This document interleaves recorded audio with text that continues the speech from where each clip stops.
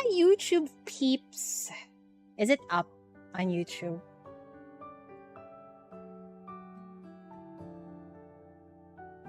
And we're up.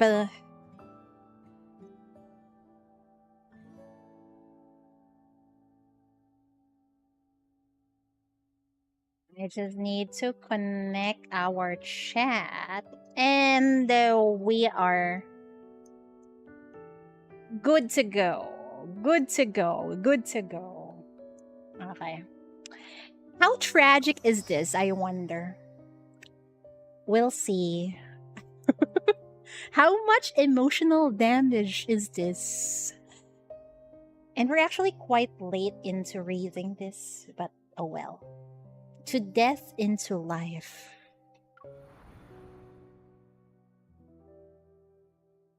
Oh no, sad music is here. Ripperoonies. Better late than ever, right? Crimson Spirit, aight, let's go.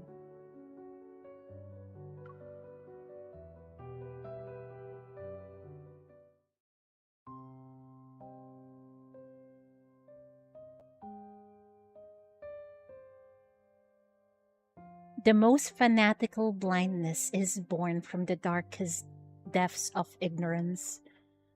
An era in death's shadow engorges itself in magical fantasies.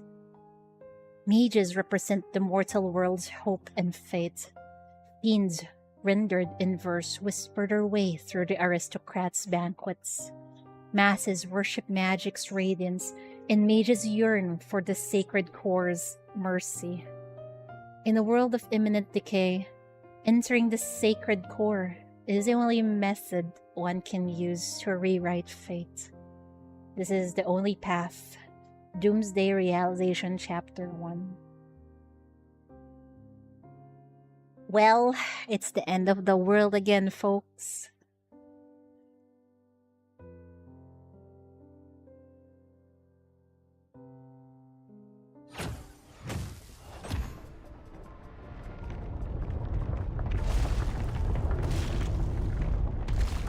We know what this book can summon.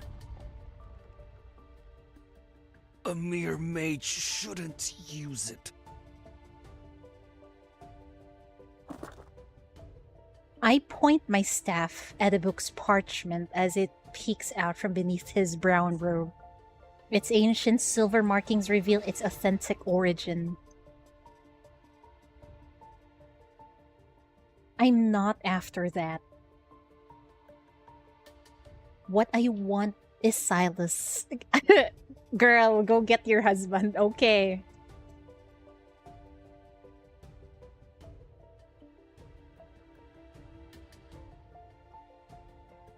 Are you aware of what happens to those who dare to summon the Archfiend Sovereign? I don't care. No matter the cost, I must have him. Girly. Our girly is so possessive. I love it.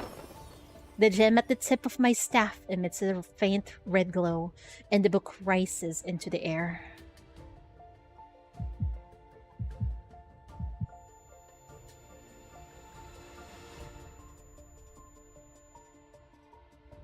Excruciating pain akin to flesh being torn apart devours every part of my being. My curse is revealing itself once more. What is the MC's curse? Why must it happen now? The fire mage notices the falter in my step. A magical glimpse appears under his palm, and a creature made from soul fire leaps forth. Fiendish flames! Curse mine enemies! Burn their spirit and bones! The creature spews out black flames, and thick serpentine smoke slithers toward me. I summon a defensive glyph under my feet. However, the pain slows me, and the burning claws tear into my shoulder. Incinerate their body and obliterate their essence! He conceals himself in the thick smoke and attacks with his familiar. The black flames engulf me. Who are you? Red crystals rise from the glymph and pierce the creature. They also impale the fire mage's limbs. Ugh. I emerge from the black flames, the blood from my shoulder dripping onto the scorched hem of my clothes. A body that cannot die. A monster such as yourself wishes to summon a fiend to enter the sacred core. Oh. MC is immortal, huh? I stay silent, merely pointing my staff at the book he holds. The blood-stained tome flies into my hand. You're already immortal. Why would you rewrite your fate?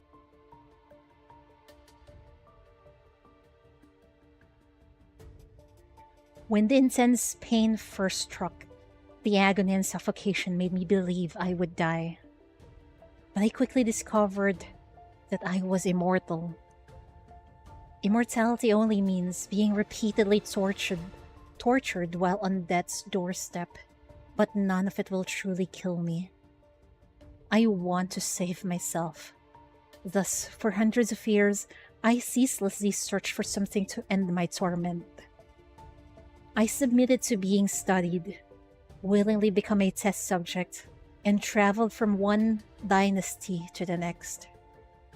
Nobles, political leaders, religious figures, and arcane houses who once viewed my immortality as a miracle branded me as a heretic and evil spirit when they failed to unlock the secret of my condition.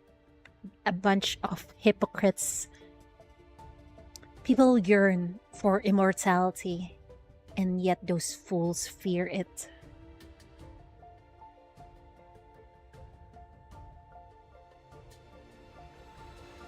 I never trusted humans ever again. I could only rely on myself. I hid my identity and wandered the world as I studied the most ancient and profound magic. All my efforts were directed to finding the source of my suffering. Time could overthrow dynasties and erase the memories of generations, yet it couldn't change my pain. Then, the woman who taught me forbidden magic told me my torment stemmed from an ancient curse. Furthermore, no magic in this world was capable of removing it.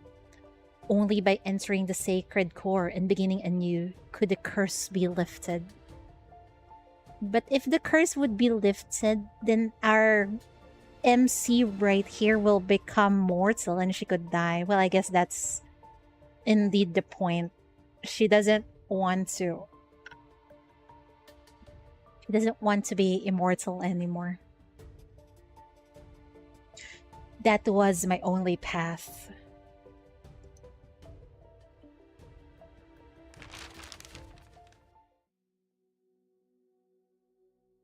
I exit the tower, and blood-red twilight illuminating the worn text on the parchment. The Fallen's Pact. Akin to a shadow that's always present, the searing pain tears through my body. This curse is beyond my memories. And yet, at this very moment, I sense a strange lightness. I've lost count of how long it's been and how many mages I confronted for this tome. For an immortal, time and memory are destined to fade. Sylus. I turn the tattered pages with my blood-stained fingertips, and dark ink rises. The name seems to awaken from its slumber.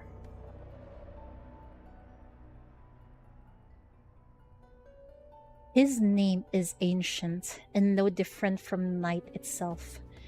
Yet it's neither a divine whisper nor a simple inscription on stone.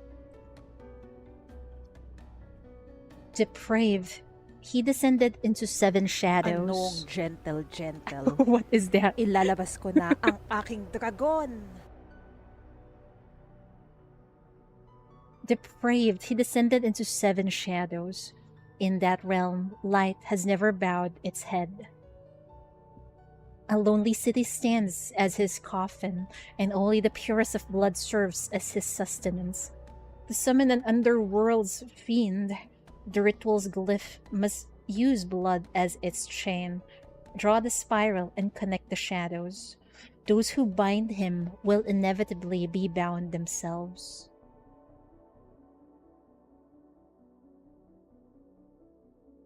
This place looks like the church from the Dragon Myth card, I think. The underworld is where fiends exist, and it's a place humans cannot enter. However, powerful mages can summon fiends to serve them. Where the creature came from? The underworld, it seems. And Sylus, a name whispered among mages for centuries, is the underworld's uncrowned sovereign. It's like what was that? Zone N108 and what are I forgot. It's the underground seems like the zone where Sylus governs in the current timeline, I think. The pain inside my body temporarily subsides before the searing agony tears through me again. I must summon Sylus. I can only enter the sacred core with his immense power. Sylus is your favorite, yes. I find an abandoned sanctum. Following the book's instructions, I use my energy to draw the summoning glyph. The wind rises as gathering clouds slowly devour the full moonlight's light. Sylus. Let's go!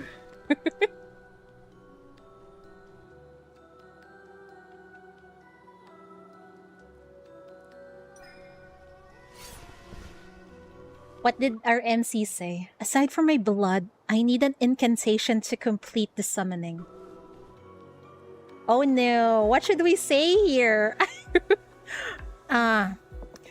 Sylus, I summon you.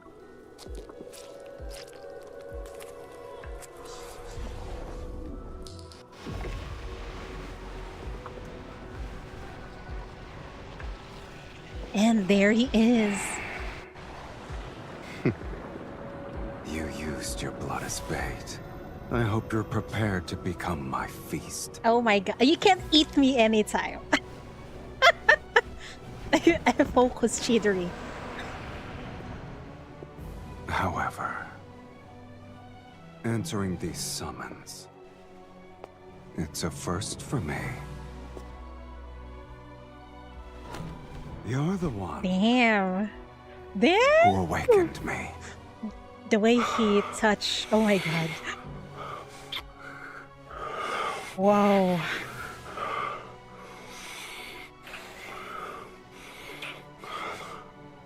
Oh my god, his tongue. Good lord.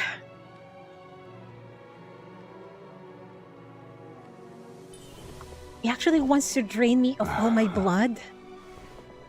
Shall I give you a chance to resist?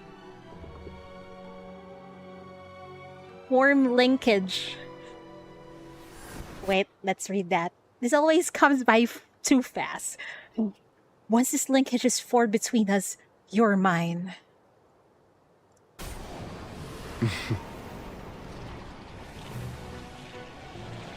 An amateur's trick. Wow. This is how you should do it. What in the actual fuck? He just threw MC, bro. Intercept? Ah, I did not click fast enough. Oh my god.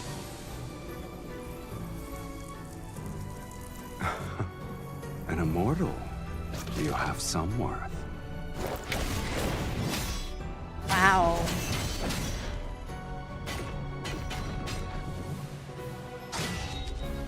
Damn. But this ends now. Control him. Wait. This linkage has been formed. You'll have to listen to me now.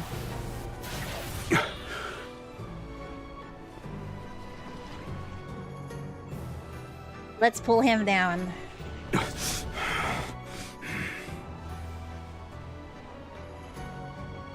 Yes? Don't mind me if I do, okay? Damn. Holy shish.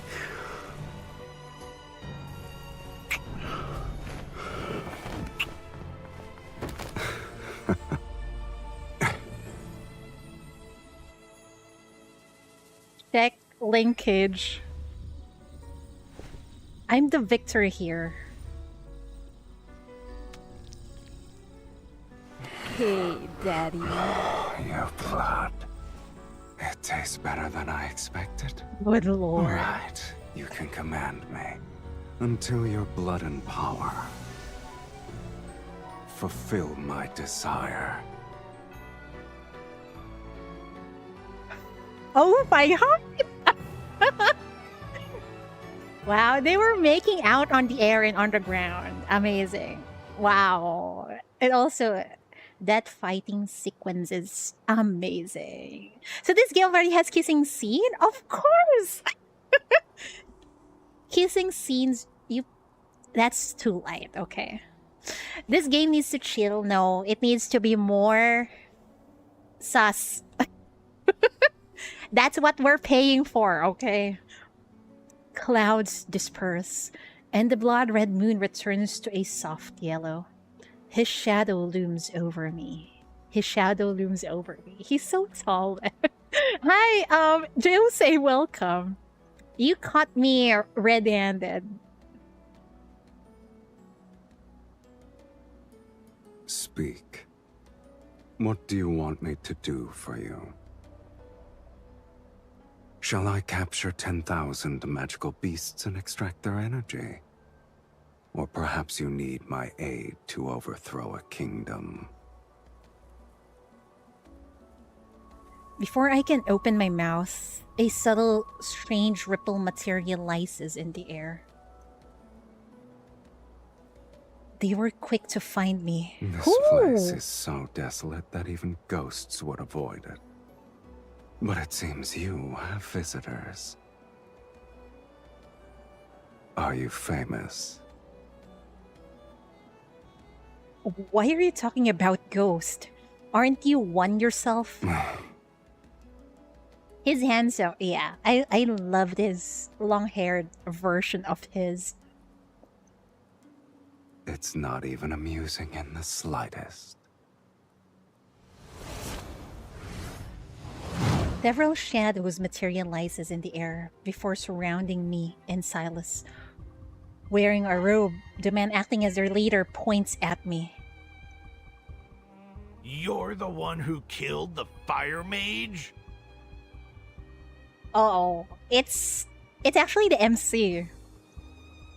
I turn to Sylus. Kill them, Sylus. Wow, just like that. Just like that. Our MC doesn't hesitate, huh? Yeah, kill them, Sylus. Are you insane? Sneering, he taps his staff on the ground. You put on a spectacle to summon me. Also, you could order me to crush some insects. How ridiculous. You said I could command you. Yes, I did. Please allow me to finish that sentence. What? You can command me. Though, whether or not I obey depends on my mood. This man, oh my god. He leans against a stone pillar and idly twirls his staff to amuse himself. He's not going to help us, is he? I expected Sylus to be more impressive. Uh-oh. I guess the Fallen's Pact is nothing more than a nonsensical legend. Oh no, he's gonna get pissed off at you, but that's good for me.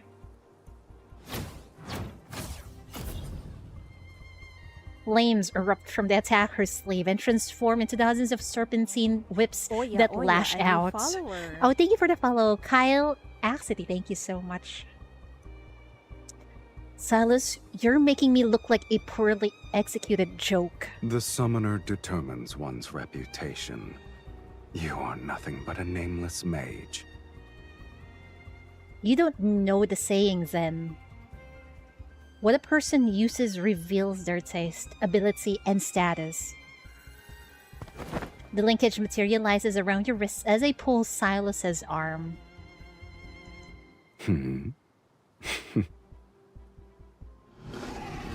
Forced to shield me, he stands between me and the attack. Before the whips reach us, a black-red mist stops them. In the blink of an eye, they turn and strike the figure surrounding us. Well, ripperoonies. I dismiss the linkage and dust off my sleeves in Silas's direction. It doesn't matter if I'm a renowned mage or not. You're Sylus. Since I'm your summoner, you should be the one to validate my reputation. Damn, girl! Your logic is sound. Clever, even. The stars have shifted, and the most powerful mages across Sylus have gathered in Velmir. They're waiting for the sacred core to manifest. Accompanied by a fiend, you shall be a target everyone will fight against. And you still hope to enter the sacred core to rewrite fate? Your dreams are...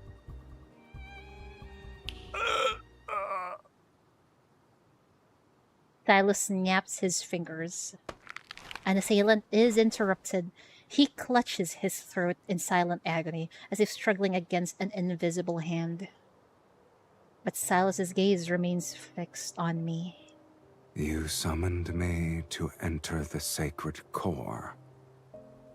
Don't tell me you actually believe mages would summon you to overthrow kingdoms. You're no different from those other mages, rewriting fate. How boring. If you help me enter the sacred core, we'll be able to break the linkage between us sooner. I perform an insincere courtesy. Welcome to Philos, Archfiend Sovereign. It's the epitome of boring. Hi, Karube. Welcome.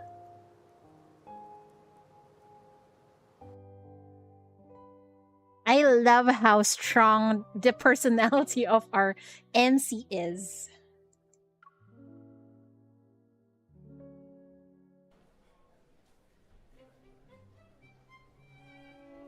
Now it seems like we're going on a date with Sylus now. We're still some distance away from Velmir. I'm impatient. But this fiend is unhurried. I'm tired. I need to rest. I look at the red and gold crystal chandeliers, the carpet with blue-silver patterns, and this polished oak staircase. You led me to various places to find the most luxurious inn in the city. We have the most expensive room. Don't tell me you actually think the underworld's fiends have miserable, wretched lives. Ow! You have no idea at all. I'm sorry, sir. Only humans tolerate suffering. Fiends don't have the appetite for it. I need him. He's useful to me. You're wearing your thoughts on your face, my lady. My lady? No wonder you lost to other mages. She just called us my lady. Good lord. This is how I'm proving my faith in you. Then I hope you'll treat me well. Sylus turns to look at the attendant by the door. Bring us your most expensive wines and dishes. All of them. Do we have money for this? MC is not broke, is she? Like in the current timeline. Yes, sir.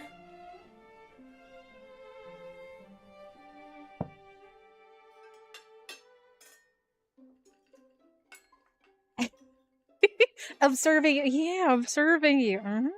An enormous table is filled with exquisite dishes, separated by Hey, a Daddy. dazzling array of silver platters and candelabras.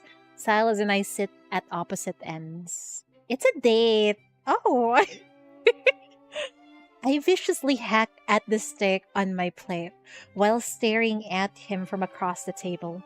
He swirls his wine glass. Books say fiends feed on blood. I didn't expect your appetite to be enormous and diverse. Your tomes are correct about the blood part. Then why did you order so much food? I have to make it special. This is our first dinner. Okay. It's because it's her first date. I see. Who's gonna pay though? He raises his wine glass in a toast. To you, Miss Mage. And to our last dinner. Last dinner. I don't like the sound of that, bro. The crimson wine moistens his lips. It gleams like fresh blood in the candlelight. Is there still a reason to give up? I told you, to command me you need sufficient power and desires to satisfy my appetite. How do we satisfy her appetite? Your power and talent exceed those of ordinary humans. Yet your desire is as banal as the other mages. Oh, wait, is he going to teach MC to be much more selfish? Like in the previous myth. Is he a vampire? He's a vampire. He has fangs. It's the real deal. A crimson light flashes across his right eye. Then he narrows his eyes and hides his gleaming pupils beneath the shadows of his eyelashes. The desire to enter the sacred core can't even provide a modicum to satisfy me. The underworld has plenty of fiends you could summon. I've defeated those weaklings, but they're sufficient for dealing with mages. Shall I create a list for you? I pull the knife from my steak and point it at Sylus. Whoa, whoa, whoa. You only took one sip, and yet your words are akin to a drunkard's. Do you need me to use our linkage to pull you here so I can kiss you again? Damn! You might become sober.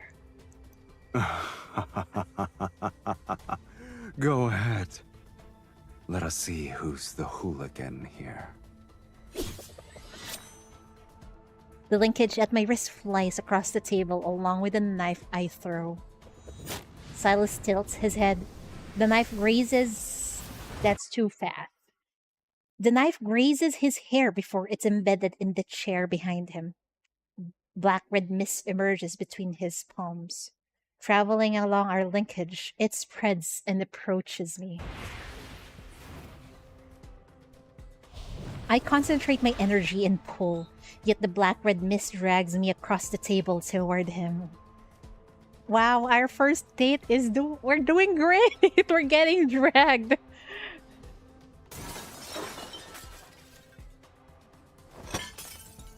His staff is pressed against my throat.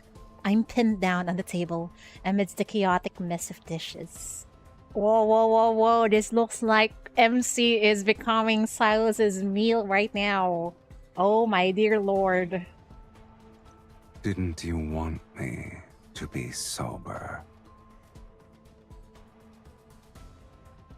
One kiss isn't enough. MC, you greedy, greedy woman.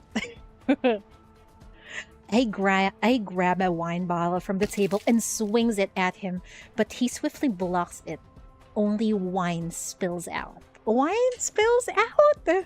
Then MC is drenched in wine, I think. He carelessly tosses the bottle aside. Then he touches my face to wipe away the liquid. Since I still have some patience, you have one last chance to make a rational choice. When his fingers move to my lips, I bite them. My teeth sink into his fingers as I meet his gaze with defiance. What else are you going to do? Kill me? If you wish to know of matters more absurd than death, I'll grant your wish. What is happening? That kind of sounds like they're rolling over the table. Sir, miss, it's getting late. Other guests need to rest. Of course. We'll finish this quickly. What sassy things are you doing there? Why is it all black? Oh my god, he's too close. The chaos in the room moves from the dining table to the bedroom. Wow! Whoa! From the dining table to the bedroom. Oh my good lord. What is this roller coaster? I barely dodged the energy blade from his swinging staff before I can launch a counter attack. I'm pinned to the headboard. Oh my god. MC is pinned to the headboard. What is that? Let's get there. There's the clone. Yes, cheatery-gasm indeed. Oh shit, I'm about to die. Oh my good lord. Shh. I'm certain there are quite a few mages staying here. I wouldn't be surprised if their destination is Velmure. Unless Anong gentle. you want to expose Ilalabas yourself ko at na this ang very aking moment. dragon. What do you mean expose myself at this very moment? What are you going to do? Oh my god. Perfect. They could help me defeat a fiend such as yourself. If you kill a few in the process, I'll have fewer enemies. What a shame. I've already gotten my fill of entertainment. This is entertainment? Did you honestly believe this meager linkage magic could restrain me? I wonder why you didn't think about the fate of that tome's author.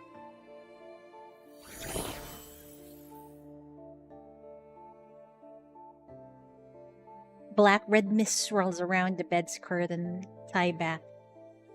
It binds my hands to the headboard. Where are we heading with this, sir? Now, he bound MC's hand on the headboard. Forcibly breaking our linkage will harm us. Do I look like I care? You won't perish before my eyes. On the last page, the Fallen's Pact states that when the linkage is forcibly broken, the party with weaker energy suffers a more severe adverse reaction. Sylus' energy is greater than mine. This bastard. He shakes the linkage on his wrist to taunt me. Then he turns and walks toward the door.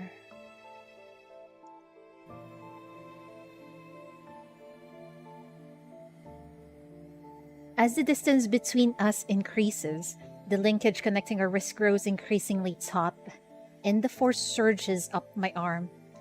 It overwhelms my body. The linkage light gradually dims as it tightens, it's slowly being extinguished. Sylus. Farewell, Miss Mage. May we never meet again. As the door is about to open, I grit my teeth in defiance. Only the sacred core can free me from this curse and let me begin anew. Countless eons have passed before my eyes, and I miss my chance to enter the sacred core every time. Summoning Sylus is my last desperate attempt for everything to end so pathetically. I refuse to give up. I'll find another way to summon you. A strange yet familiar energy surges from my chest, and it roars and travels down my right arm. A power, invisible force pulls an even greater energy toward me. I open my eyes. He stepped outside the room a moment ago, but had been pulled back to stand in front of me. He falls onto the bed with me in his arms. The linkage between our wrists has reformed and emits a radiance I've never seen before. Impossible. What's happening? Wasn't the linkage broken? Before I can process these events, Sylus's other hand is already at my throat. It's not a normal connection. Where did you learn this forbidden spell? It's behaving differently from what's described in the book. Never mind, I'll just bluff him for now. I put on a mysterious knowing smile and look into his eyes. Anger and curiosity flicker in his gaze. I'm not an ordinary mage. After all, I've been graced with immortality. I didn't expect to see you again so soon, Archfiend Sovereign. Isn't this more absurd than death? He doesn't immediately contradict me, so I seize this chance. Since you can't kill me or break the linkage, I guess you can only honor our agreement. You look pleased with yourself. It's impossible for you to negotiate, Sylus. Once I accomplish my goal, you'll regain your freedom. I meet his scrutinizing gaze without flinching. His gem-like eyes seem capable of capturing my soul. I shall temporarily withdraw my previous statement. Being summoned by you might not be that boring. Oh? He pulls his hand back, and I secretly let out a sigh of relief. Then I'm aware of the lingering warmth his fingers left on my neck, and the heat that's enveloping my entire body. Untie these ropes first. Also, I'm sleeping on the bed. You may have the couch. He hurriedly helps me undo the restraints on my hands. However, he shows no intention of standing. What? You want the bed too? I don't mind though. I'm hungry. Oh no. Oh no, oh yes. You ordered all those dishes earlier. Only then do I realize that he needs blood. I haven't been fed since I was summoned, and the energy I've expended is astronomical. I planned to go out to feed. Oh, Alas, I can't leave. the restraints are gone, but his warm hands remain where it is. His thumb caresses the inside of my wrist.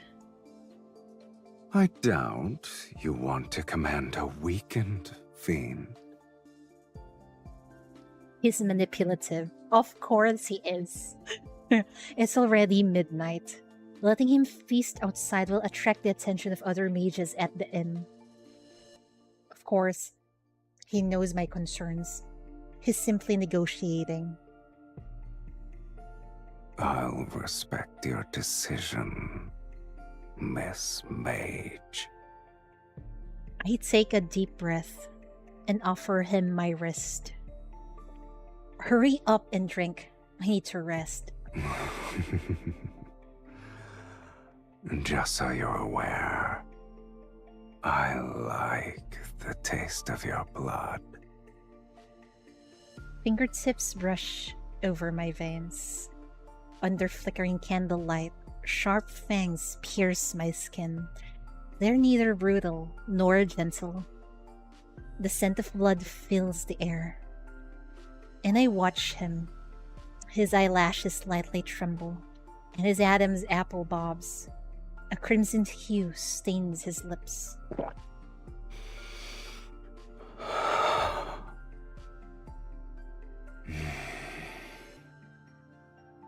It's been so long since I've tasted blood that satisfied me this much.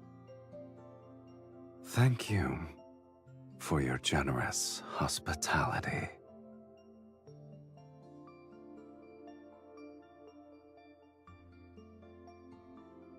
That was intense. After his meal, Sylus lies down on the sofa.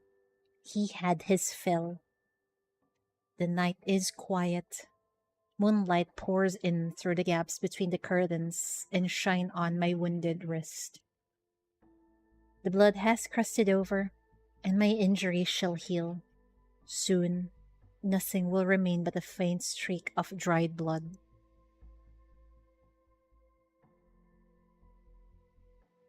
This is the immortal body everyone yearns for. One Sylus helps me enter the sacred core to rewrite my fate. I'll become an ordinary human, one that dies after their blood is drunk. In this era, death often descends without warning. Age, health, wealth, status. Nothing can stop death's sudden arrival. This is a world living in death's shadow. Yet, I wish to exchange my endless torment that has lasted hundreds of years for death's inevitability. I'm an anomaly in this world, in body and soul.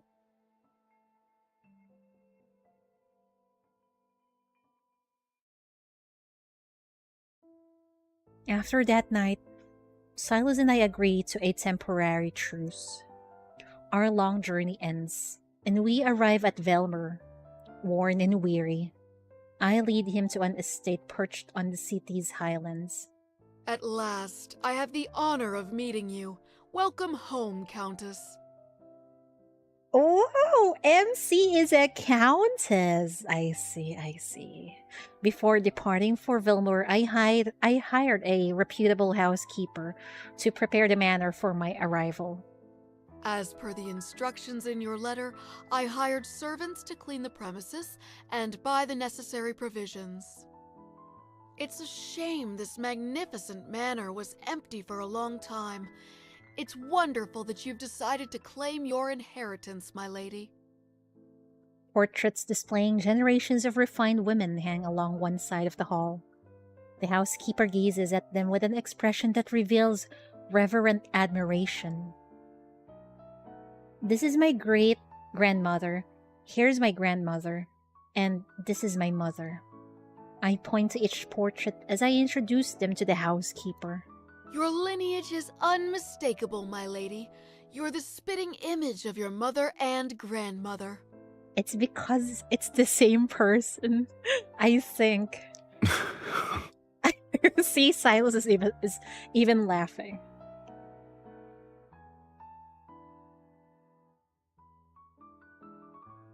Sylus, who's been standing behind me, lets out a soft chuckle. He leans down to whisper into my ear. You're pretending to be your entire lineage by yourself? You've outdone yourself. I resist the urge to turn around and glare at him. Instead, I maintain the proper decorum that's expected of nobility. Please forgive my negligence. May I ask who this gentleman is? He's my I'm her husband. Oh my god. Wow, we fetch ourselves a husband. She's about to introduce him as a fiance, but he claimed husband instead. It's fine. Yes, we're married. You may address me as Count Cyrus. Oh, Count Cyrus. Cyrus, not Silas? Okay. My apologies, my lady. You didn't mention your marriage in your letter. I thought. I shall prepare the necessities for the Count at once.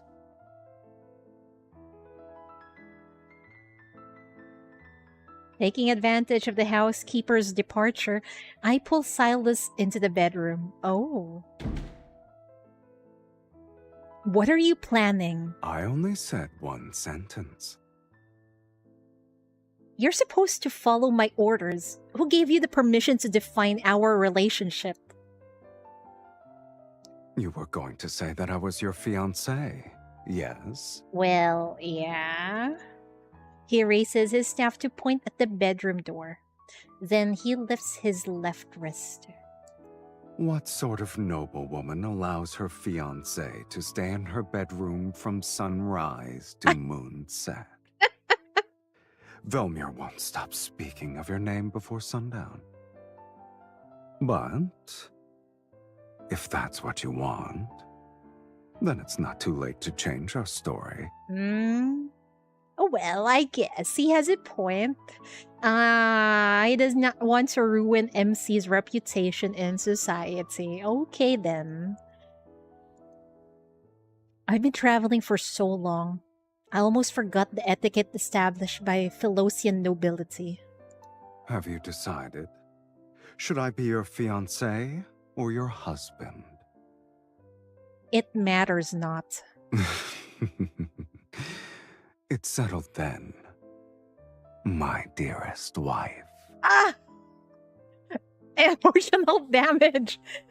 Wow, my dearest wife. Wow. That's perfect. Yes, husband. I suppress my annoyance and point to the couch on one side of the bedroom. In this room, your place will always be there. How rude! You should welcome your husband on the bed. As you wish, my lovely wife. He won't stop this.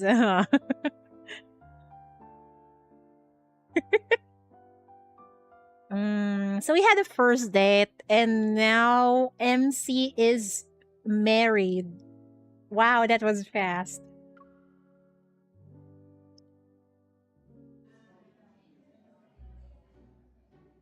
Do you like this? Yeah, that's nice. Yeah? Okay.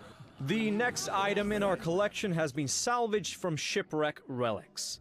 Here is a tortoiseshell incense box with relief carvings. Based on the engravings at the bottom of the box, this appears to be a precious treasure used by a previous dynasty's empress. Remarkably, it still retains traces of its original fragrance. What is this place? Ladies and gentlemen, which one of you would like to acquire okay. this? The starting price is 8,000 silver. Please place your bids. Don't forget, the distinguished guest who acquires an item may invite their partner to lead the next dance. For Daria, my beautiful daughter, I'm willing to offer 10,000 silver. It reminds me of that scene on the main story where what's this? Silas, was it on the main story? I think it is. Silas is letting MC to buy those cores, I think, on the auction. 15,000 silver! It's for my beloved Miss Ariella. I yawn listlessly from the corner of the banquet hall. When will they reveal that fragment of Night's Whispers? I didn't expect there to be this many mages present at a ball. We all have the same goal. Of course. The nobles only consider Night's Whispers to be a poetry collection left behind by Sir Saren. They forgot that he was the greatest archmage in Sylus' history. He was the last one who... Shh. Lower your voice. Mages are already competitive enough as it is. We don't need nobles to increase the price because of their obsession with being refined, cultured individuals.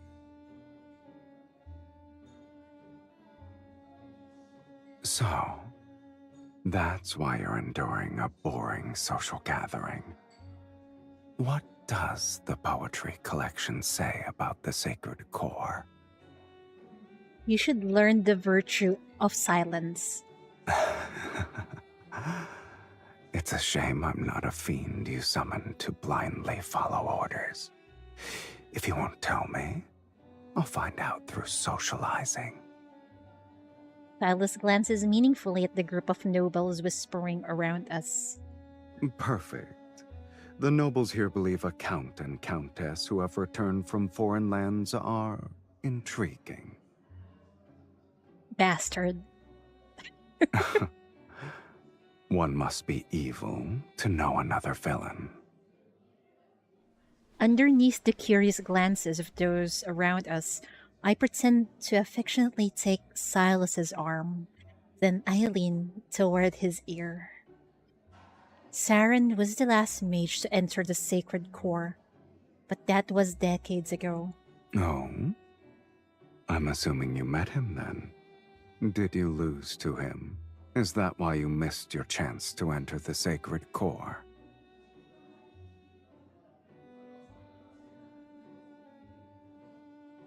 Unhurriedly caressing my cheek, he savors my silence. I guess the mages believe he wrote a prophecy that tells of the sacred core's next appearance. This arrogant fiend must have an exceptionally brilliant mind. Your goals are all so banal. But my curiosity is piqued, I admit. How do you plan to outbid these mages? A noble repeatedly bidding against them would raise suspicion. I'm not that foolish. Besides, who says I have to bid? I see. I've underestimated your intelligence, Countess. I think we're gonna steal it.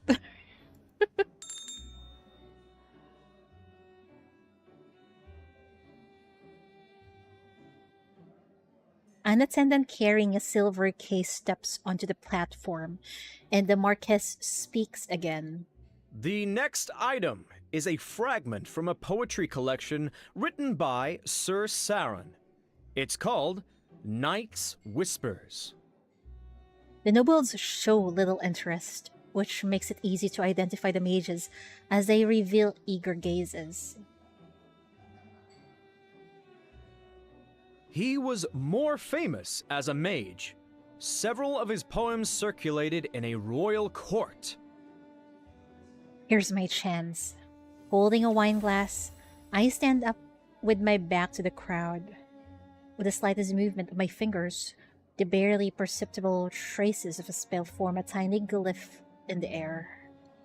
The starting price is 1,000 silver.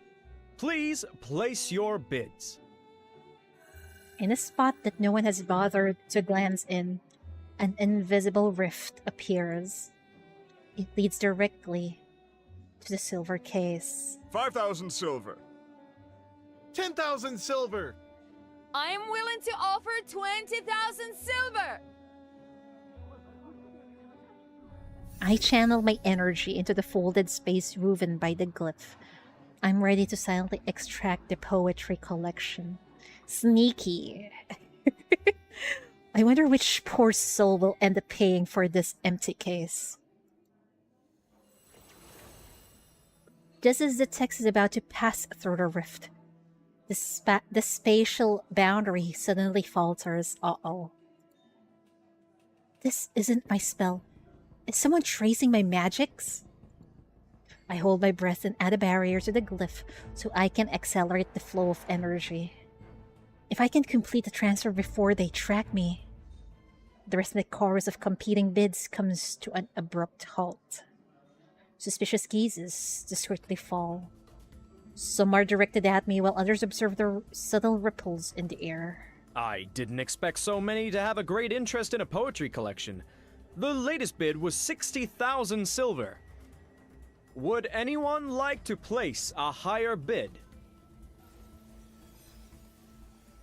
As a stream of magical power from the center of the hall surges through the rift, it's attempting to clamp down on my energy. It's suffocating. I can hardly breathe. I pretend to be a delicate noblewoman. I press my hand against my forehead as if I'm about to faint. Then I strategically wave the feather fan in my hand. A few feathers silently detach themselves and transform into semi-transparent threads that dance through the air. They trace an invisible glyph. Beams of light begin to warp. Ripples appear on the wine. The edge of the carpet undulated like water, and curtains gently billow. Did someone open a window? Where is this breeze coming from? The tracking glyph has been destroyed. I continue my performance as a dizzy noblewoman and slightly sway. Someone steadies me from behind.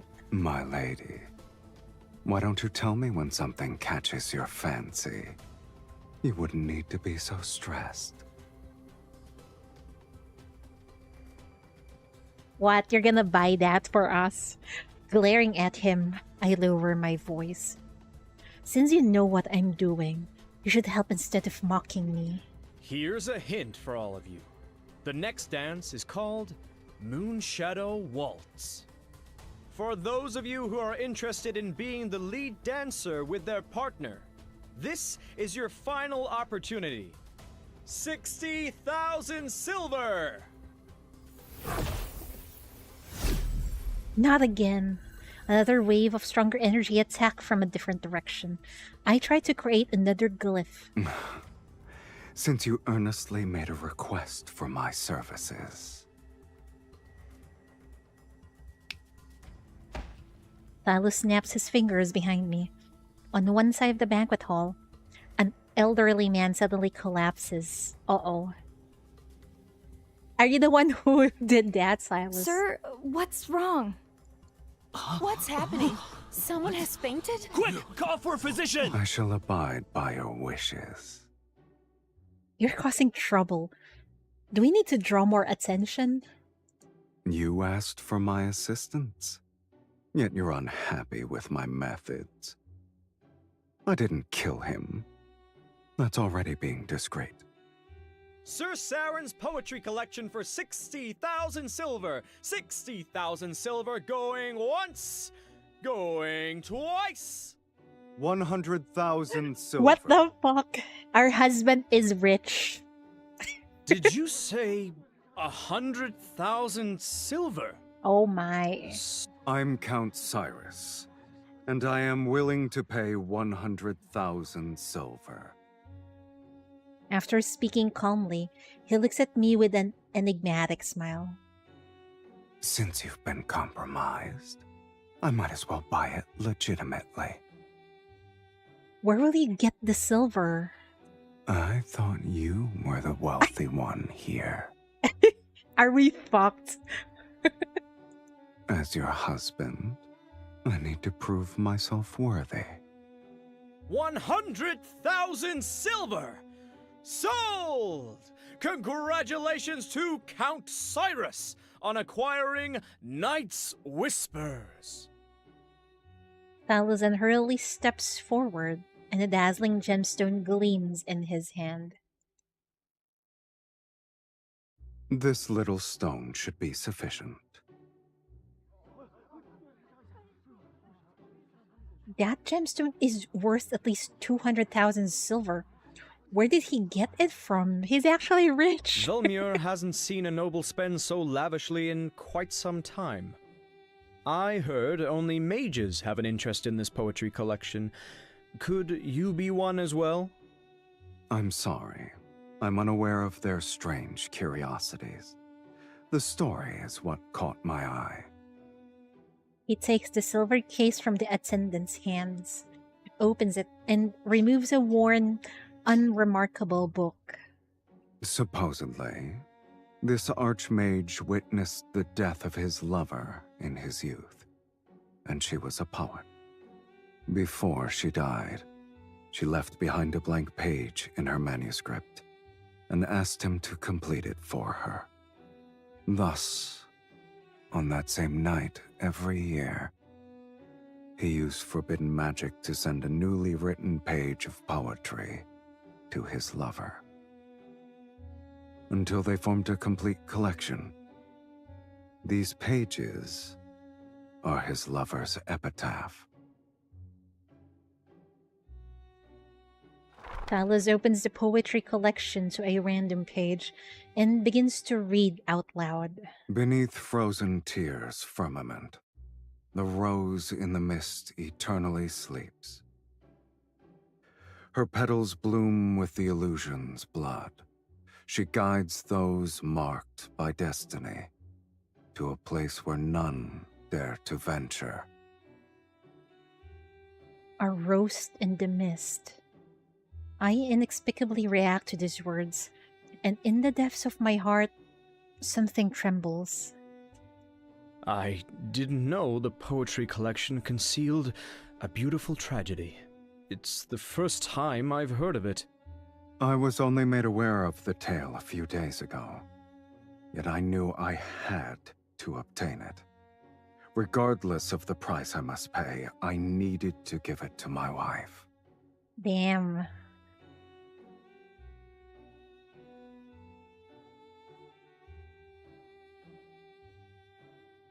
Why do I get the feeling he's the one who actually wrote that?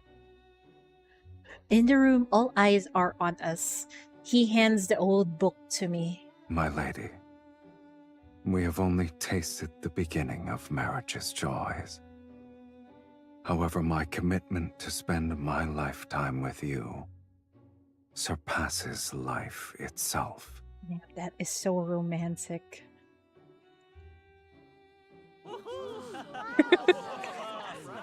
I believe the Count wishes to extend an invitation to his wife for the next dance.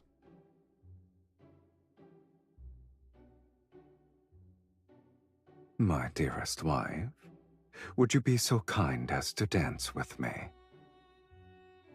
Sure, everyone is watching our every move. I have no choice but to put on a blissful smile and place my hand in his.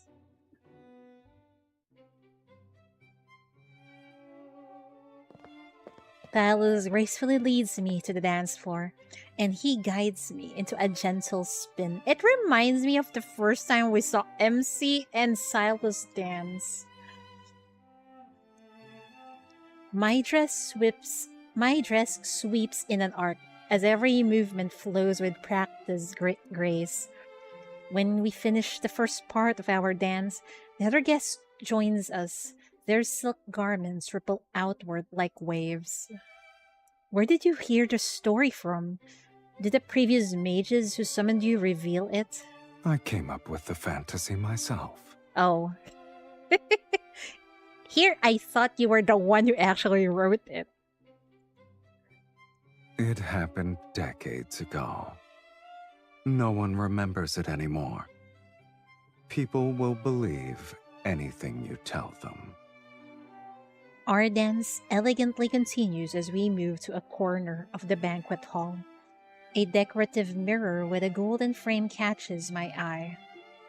He holds me with one arm as I follow his lead.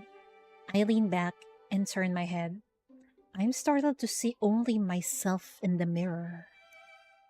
My dress twirls, and I raise my arms. I feel his grip on my waist, yet the mirror only shows me dancing alone. Reminds me of that one scene in, what movie was it? I think Van Helsing. Mirrors in this world cannot reflect beings from the underworld. For some reason, his nonchalant tone stirs a certain emotion. I hesitate, before using our dance to lead him elsewhere. Are you afraid they'll discover my existence? To these people, I shouldn't exist. To them, neither of us should exist. So we're the same. Curious. A mage compared herself to a fiend.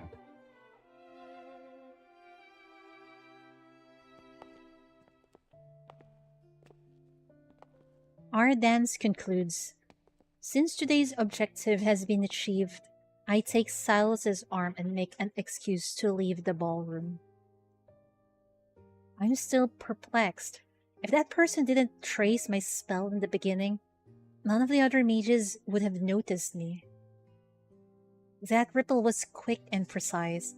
I have no idea how they managed to detect me. As I speak, I'm recreating the scene in my mind. The first ripple didn't spread from where the mages were gathered. It was within 3 meters of me. My heart almost jumps out of my chest as I look at him. So the one who caused trouble is actually just beside us. Damn. Was it you? Don't let your mood be so easily affected. Remember, we're still in someone else's mansion. Hey, who started it? Chichan watch? No, this is not yaoi at all. Our actions at this ball will become the gossip passed between guests.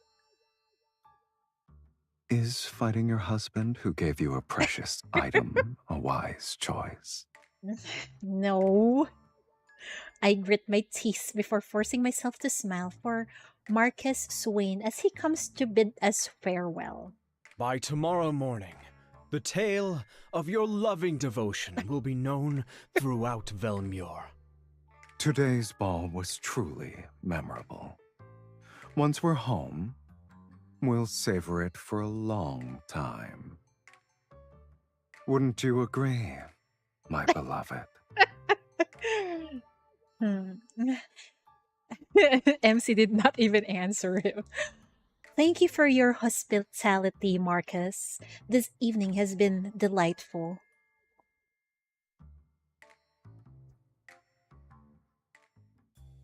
We shall take our leave. I hope you'll rest well. As soon as we returned to our residence, I ordered the servants to retire to the East Annex. Only Sylus and I remain in the main building. And I think in the servant's mind, oh, our master is, we're gonna enjoy the night. Go on. Reveal the reasons for your betrayal. Me? A traitor? I wouldn't refer to it as a betrayal, let alone insubordination. I suggest you call it a test. What right do you have to test your summoner? He slowly unbuttoned his collar. Oh. You must endure these sorts of trials if you want me to stay. And to serve you, I must confirm your true capabilities. I scoff. With my hand behind my back, I begin to draw a glyph. Why don't we fight then? You're the one who should be tested. We attack almost simultaneously, and energy warps the air. Current slash as rumbling shakes the entire building. Don't aim your attacks to the right. You'll hit my 300-year-old portrait. You're so cautious for a simple duel. And you desire to enter the sacred core. Let's assume you break those antique vases. Who will provide an explanation to the housekeeper tomorrow? I could destroy all those portraits in that case. We can say your ancestors' spirits appeared at midnight for a family reunion. He laughs as he speaks. His staff sends out a stream of black-red energy orbs. Even if they did appear, they'll only remind you of your place. I steady the teetering crystal glass with one hand while releasing a glyph with another. I deflect his attack and force him to retreat to the staircase. Our battle moves beyond the Great Hall as we fight our way upstairs. Upstairs? Toward where? Wink wink.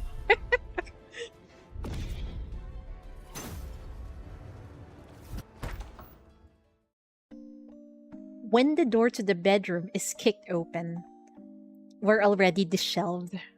Our battle has drained our energy. Having used too many spells, I sit on the edge of the bed to catch my breath. Sylus rests on the carpet and tilts his head. Neither of us are dead. I suppose we'll continue this at another time. I don't respond, collapsing onto the bed as drowsiness overtakes me. But he stands up and pokes my shoulder repeatedly. I'm hungry. Let me drink from you. I don't even have the strength to glare at him. I roll over instead. Leave me. Yet Sylus lies down next to me on the bed. He leisurely spreads out his limbs. You're not allowed to be here. I turn and try to kick him off, but he lies there with his eyes closed. He refuses to budge. I can't drink blood and the couch isn't comfortable. You either let me dine or allow me to rest well tonight. Bastard. Furiously, I gnash my teeth, but I'm too exhausted to keep fighting. All I can do is turn and bury my face in the pillow. The fatigue from using my energy washes over me. My consciousness quickly blurs into nothing.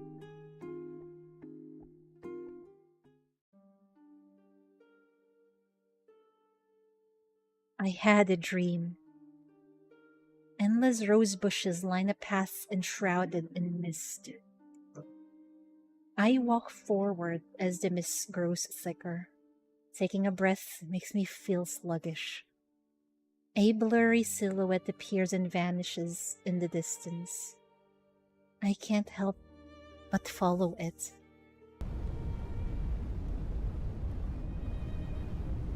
I don't know how long I've been walking until I reach the end of the path.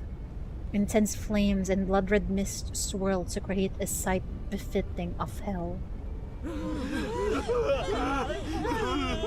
I see myself running between the blood-red mist and raging fire. I run as thick smoke erupts violently from the ground. It pursues me from every direction. Don't look back. A voice that's familiar yet strange falls near my ear. Yet it's seemingly from a distant place. I turn my head back. A pair of crimson eyes stares at me. They're so familiar that it makes my heart race with dread. But the face in the mist is akin to sunlight shattered by rippling water. It's impossible to focus on.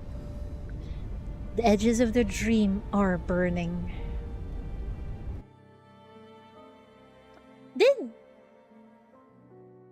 I wonder if they actually met before, or how this myth will connect it to the dragon myth of Sylus.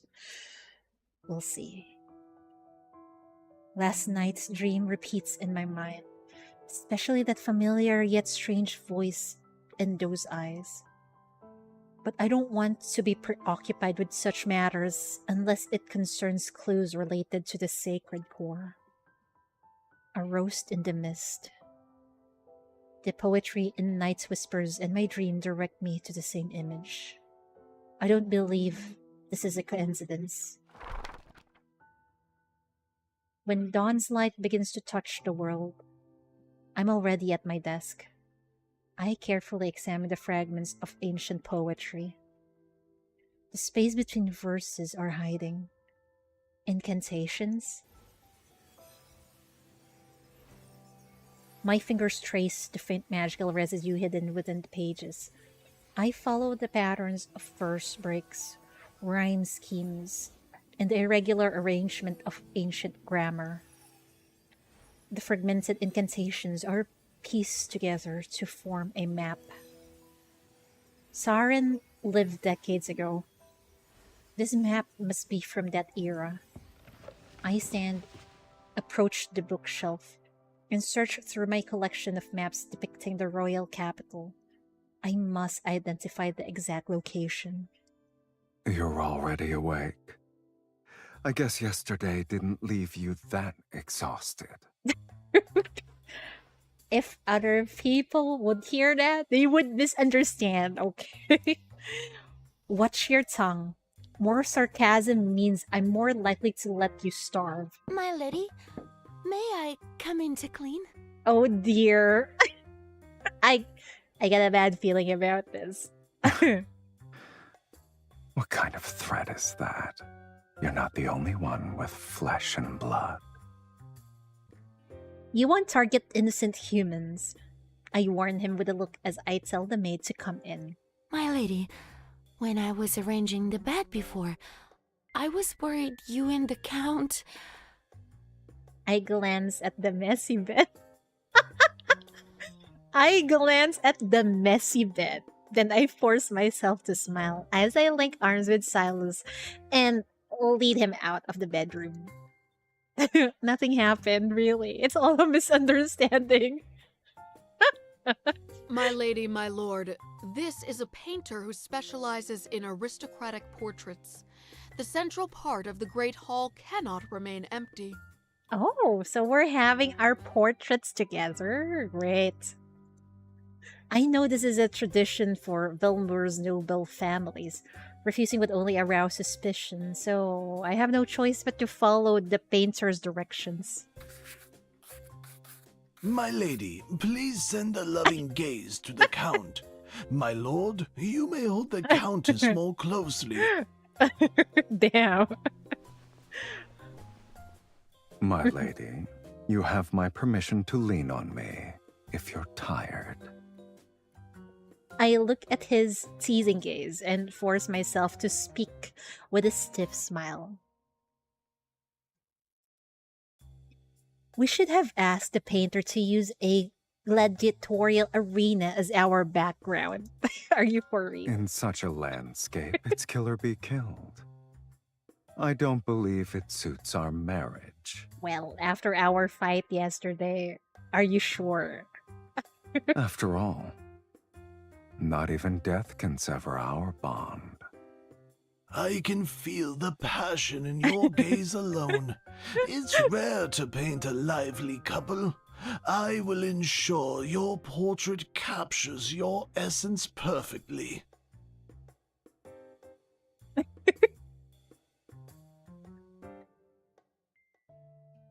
I rub my sore shoulders as I copy the poetry collection's hidden map onto a thin piece of parchment. Then I compare each section to old maps. The convergence point is on the outskirts of the former dynasty's royal capital. This is an underground vault in the old royal capital. We're leaving tonight. You're well acquainted with it. Living a long life does have its perks, I see. No amount of sarcasm will change the fact that you must obey me. I lift my wrist and wave it threateningly. Save your strength for when we enter the vault. Remember that your freedom and hunger are in my hands. Oh, your arrogance is second to none. He pulls me to my feet. Let's go. Between freedom and hunger, you'll have to satisfy at least one. Man, everything that comes out of Sylus's mouth is... feels so sus. The entrance to the ancient royal capital's vault has been sealed. Its wards are stacked upon one another to serve as an impenetrable barrier. I use the incantation I decoded from the poetry collection to break through several layers. Sylus impatiently waves his staff and tears through the final seal. A hidden stone door slowly opens. Behind it is a painting lying on the ground. At its center is a small path entwined with wild grass and overgrown with roses. In the depths of the mist, a lone figure walks into the distance. It matches my dream. Did MC already went through here, I wonder? Maybe it's really related to the dream. The painting and image from the dream comes to life. It's as if the flames wrapped in thick smokes might erupt from the ground at any moment. Don't let it affect you.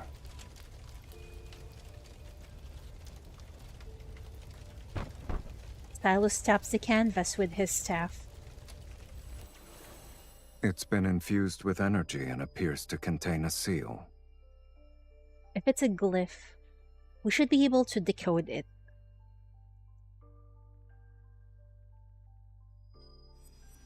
One end of his staff begins to glow with a crimson light, and it reveals the faint outline of a glyph under the painting. Layer by layer, the glyphs appear in sequence. But just as they are about to connect, they stop. It won't open. We'll need to utilize a specific method. Why do you sound like you already know the answer? He's been here, I think, with you. But the question is, why have both of you forgotten? Fluctuating energy in a place like this.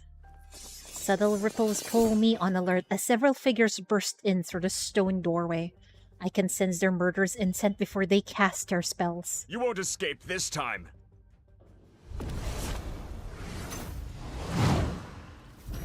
Several lightning bolts fall.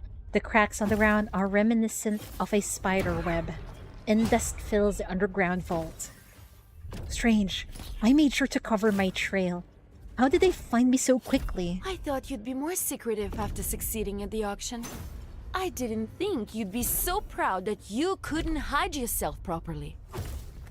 I recall the tracking spell Sylus secretly cast at the auction. You again?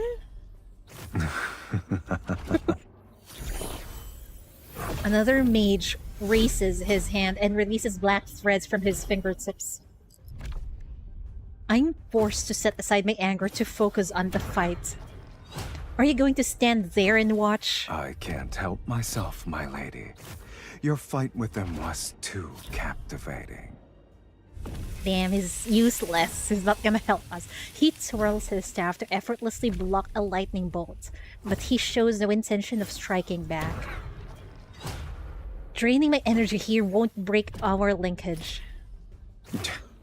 We won't know until we try. Intricate glyphs rise from the incantation to conjure silver rings in the air that close in. They threaten to strangle us where we stand. Sylus, you're a useless fiend in the underworld. He cleaves through one of the rings. Why don't you go down there with me? And see which of us is truly useless then. I don't have time to argue with you at the moment. Ah. So we were arguing. I dodge the rapidly spinning rings, retreat to his side, and grab his hand. If you don't help me now, don't ever think about drinking my blood again. Is that a threat or an invitation? It's both. It's an order. Eliminate them. As you wish, my dearest wife. The shadow beneath his feet begins to stretch and twist. A crimson light shines from the depths of his gaze as black-red mist surges from his staff. Amongst the mages, his movements are graceful yet ruthless. Our opponents can't cry out in surprise before they collapse between flashes of blood-red light.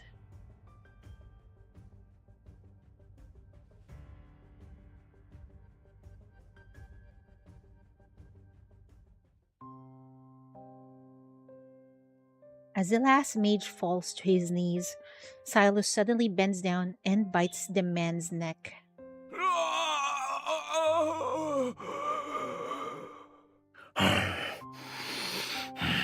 He's that hungry, huh? Blood overflows from the wound.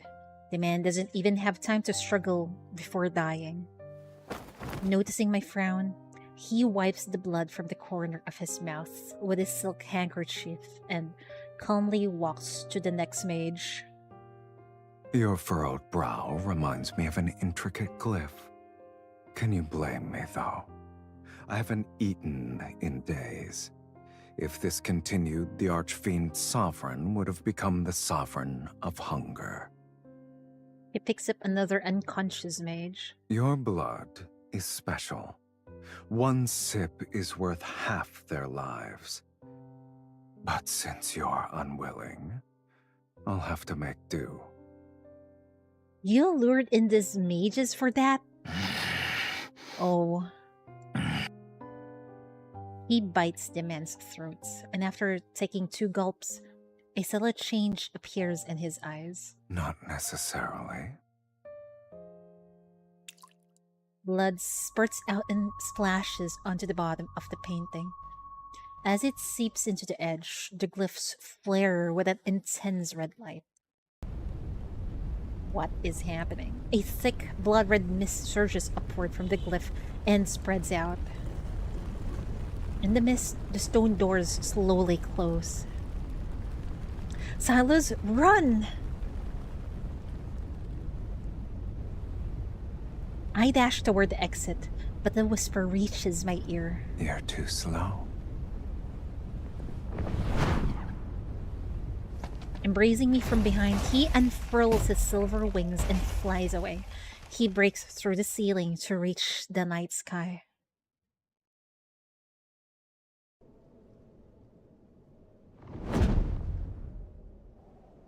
At night, Vilmor sits under the cold silver, its tiled rooftops reflecting the waning moon's light. Blood-red mist silently encroaches through the streets and alleys and rises toward the sky. The cold moonlight is slowly stained.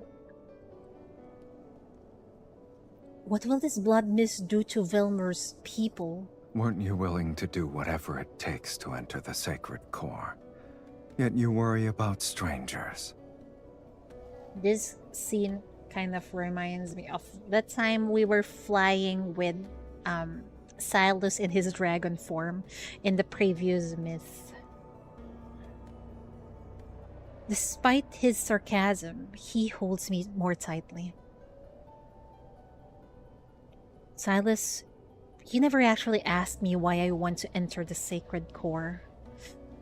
Who is the 2 upcoming Nikke? I'm assuming one is Anis. The other one... Do you think it might be Papillon? Because if it is Papillon, then it's about time. Countless people wish to rewrite their lives. You're not the first. Nor will you be the last. What about you? Do you wish to do the same?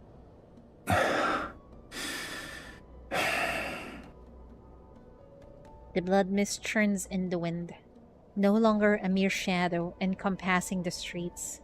It's an omen unfurling across the sky. Yet within me rises a tranquility I haven't felt in ages. It's as if in some distant past, I had looked upon an ebony city like this. Exactly! I think MC is remembering that time with Dragon Sylus. Mika and... What is Princed? Princed? I'm not sure. We'll see on the 29th, is it? In the future, I'll give you blood. Are you trying to say we'll compromise? So long as you stop giving me these trials. Your offer for a truce is more sincere than I expected. You'll accept it? An agreement this important needs a proper acknowledgement. Hold on tight.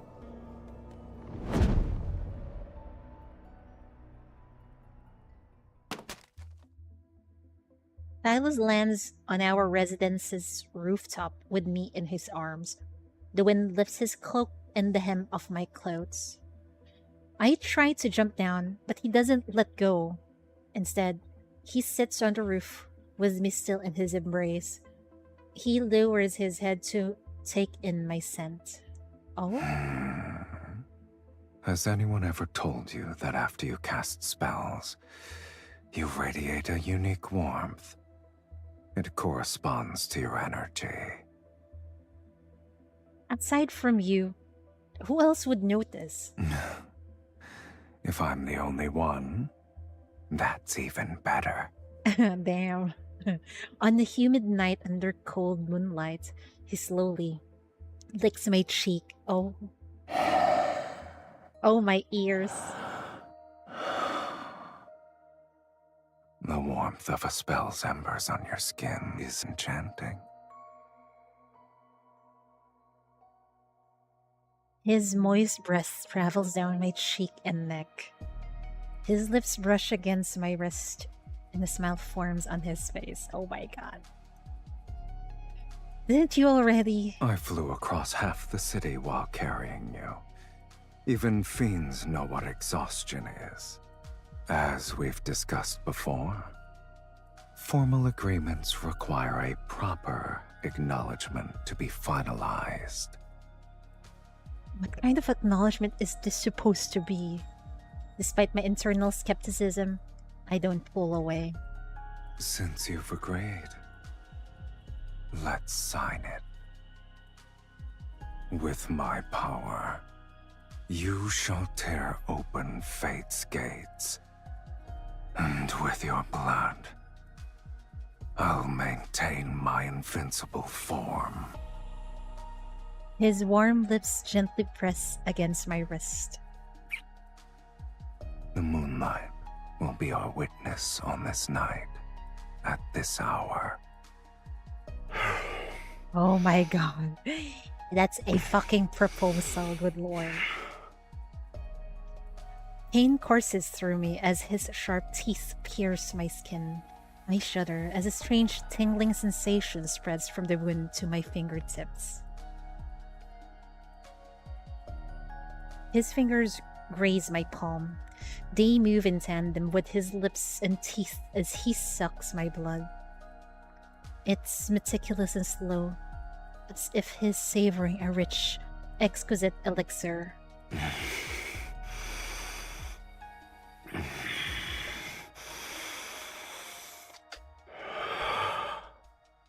Good lord.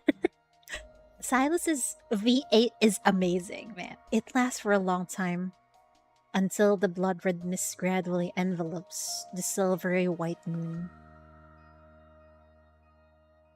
Wow. Ah, it's Prika and Mika. Oh, that is possible. If they're going to introduce Anis, then why not her? Why not Prika and Mika also, right?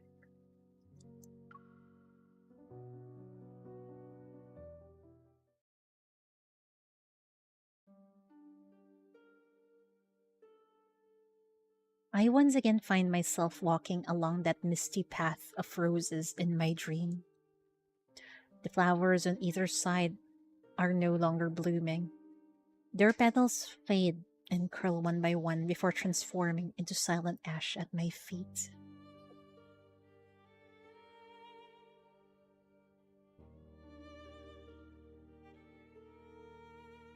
The mist clears to reveal a dead garden at the end of the path. Charred vines with roses and snare-broken colonnades. They're akin to memories that lost their life yet refuse to fade. Looking up, I see Velmer.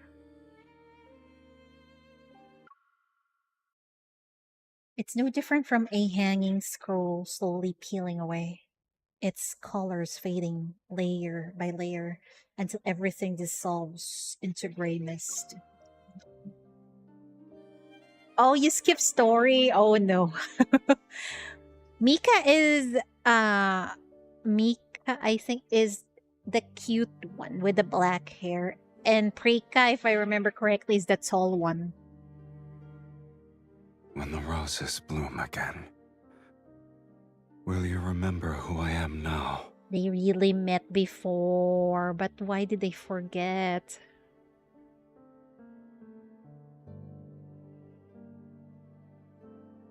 I want to remember you. I want to remember you. But will you still be the same when the time comes? So long as our souls remain unchanged, we'll surely recognize. Oh, damn. So long as our souls remain unchanged, we'll surely recognize each other. What happened between you two?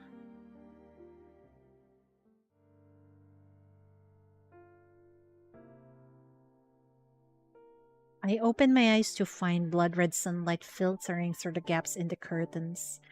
There's a thin layer of eerie mist in the bedroom. Was that a dream? You're awake? I try to sit up, but the arms around my waist tighten. I'm pulled back against a firm chest. Oh! What's with this sexy music, man? You release me! Who said you could sleep here? Oh my. I'm looking respectfully, sir. His annoying arms ignore me and make me face him. You slept so soundly last night that I couldn't wake you up. If I wasn't a kind gentleman who carried you back to your room, you'd be sunbathing on the roof. Worry not. When I walked in, I told the housekeeper that you were exhausted from dancing. No one will suspect anything. Are you saying I should be thanking you for your thoughtfulness? I guess so, yeah. I'm honored.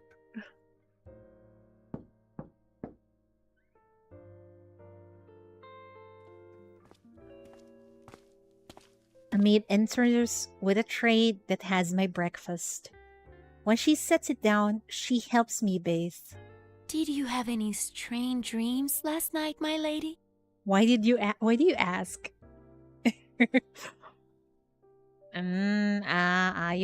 You are only skipping what? Event story? Okay. It's fine though. I dreamed of a path covered in roses, and when I woke up, I held a rose petal in my hand. Wait, why does the maid also dreamt of that?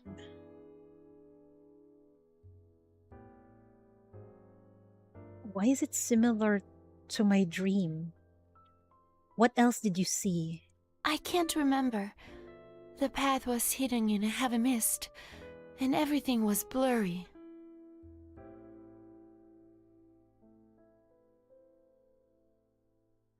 I question all the servants, and they say they experience similar dreams. By evening, the entire city is talking about this strange dream. I think the MC is the cost of the dream. In a world where death can strike at any moment, people believe this is an ill omen. Panic spreads.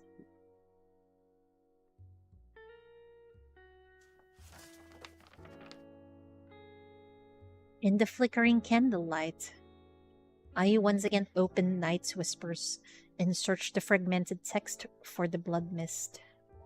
When the mist kisses the rose and its petals fall, the Supreme shall awaken from its eternal slumber. Do you believe this refers to the sacred core? In a book I once read, there was a record of a powerful magic spell, considered forbidden. It's called the Rose Dream Plague. It can force an entire city to witness the same dream, In other words, it's a disease that infects one's dreams. Only Saren would have the power to seal the forbidden magics within a painting from decades ago. Is he truly kind-hearted to show later generations the path to the sacred core? This could be him mocking people like you. Is Saren actually Sylus, I wonder? At least his insults toward me wouldn't be as frequent as yours. What about you, Count? Did you dream last night? Are your dreams the same as a human's? Or do fiends have no dreams? He gives a non-committal smile, but his eyes show no traces of amusement. Rather than concern yourself with whether or not I'm like you should focus on searching for the clues about the sacred core. He doesn't answer my question. For some reason, I'm certain his dream had something he didn't want to see. Maybe he already remembered the past. That night, Sylus had a dream. In it, should I say my... Well, I'll guess. This is my MC. Okay. That night, Sylus had a dream. In it, Chidori died in blossoming roses.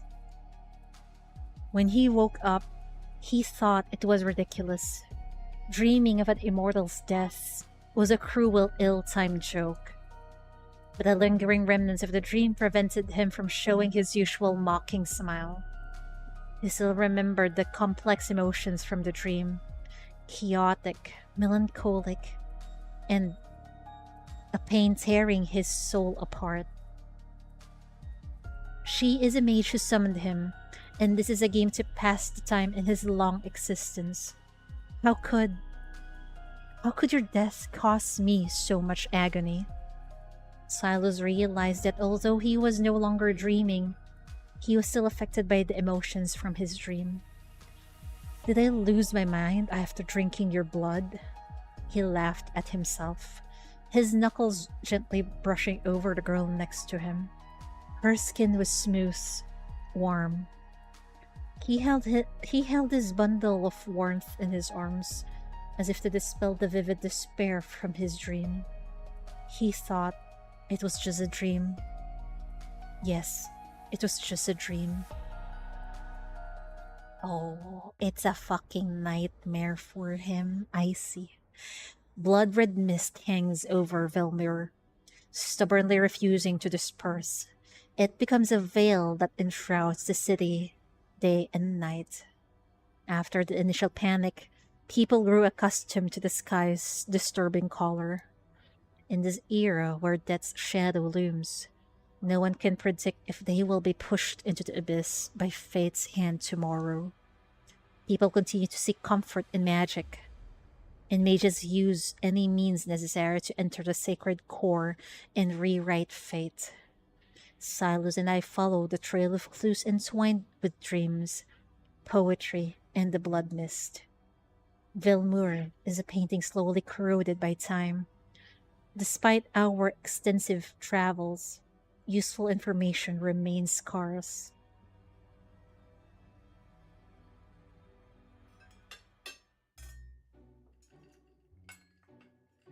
Marquis Swain passed away from an illness several days ago. What? He is not that old, right? Maybe it's because of that freaking dream or mist or whatever that is. My lady, my lord, you attended a ball he hosted when you first arrived in Belmure. Do you remember? Yeah. At the dining table, Sylus and I exchanged glances, but the housekeeper's expression remains as calm as ever. He looked hale back then. They say his heart stopped beating. Oh my Such God. tragedies aren't uncommon, yet everyone believes it's connected to the ominous mist. I think so too. All the nobles are desperately inviting mages to divine their fate and extend their lifespans. If my lady and my lord wish it, I can arrange for one to visit you. My lady, my lord, Today's steak is selected from the healthiest calves, raised on farms outside the city. It's been seared at a low temperature with herb butter. The elderly chef anxiously watches as the maid serves the dishes. He casts uneasy glances at Sylus while his voice unconsciously drops to a whisper. If the Count doesn't find it beneath him, please, do try it. I glance at the untouched dish in front of Sylus and can't help but pity the dejected chef. I wish I could tell the chef that Count is only interested in blood. To my surprise, Sylus picks up his knife and fork, cuts a small piece of steak and places it in his mouth to chew. It's not bad. Thank you. I'll go ahead and prepare the dessert. The housekeeper and maid also visibly relax, and the atmosphere in the dining room seems to improve by a considerable amount. So Sylus can be like this too. What is it? It's nothing. I saw a hint of humanity in the Count, and I'm not used to it. Perhaps. I've been drinking too much of my wife's blood and was infected with the consumption. I glare at him as a servant delivers a letter to the housekeeper. It's from Duke Bass. His Grace has invited you to a hunt. They still wish to hunt as the blood mist covers the sky? Do they not fear death anymore? My lady, you may not be aware, but ever since the blood mist descended, extremely rare animals have appeared in the royal hunting grounds outside the city. Oh. How rare are they exactly? They say deer with silver horns Oh, no. and pheasants exhibiting golden feathers were spotted, and they've only been depicted in books. All the noble families are competing to hunt them. Aren't those the monsters we're actually fighting? Sylus and I exchange a glance. We recognize the interest in each other's eyes. Damn it, with just one glance. Unusual animal suddenly appearing. This might be connected to the sacred core. Since His Grace gave us an invitation, there's no reason for us to refuse. Besides, my lady should acquire new attire. A custom hunting outfit should do.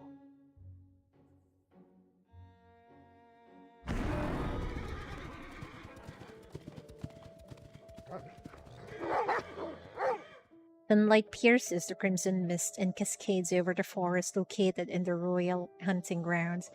Every leaf is coated with a blood-red light. The horns sound. Hounds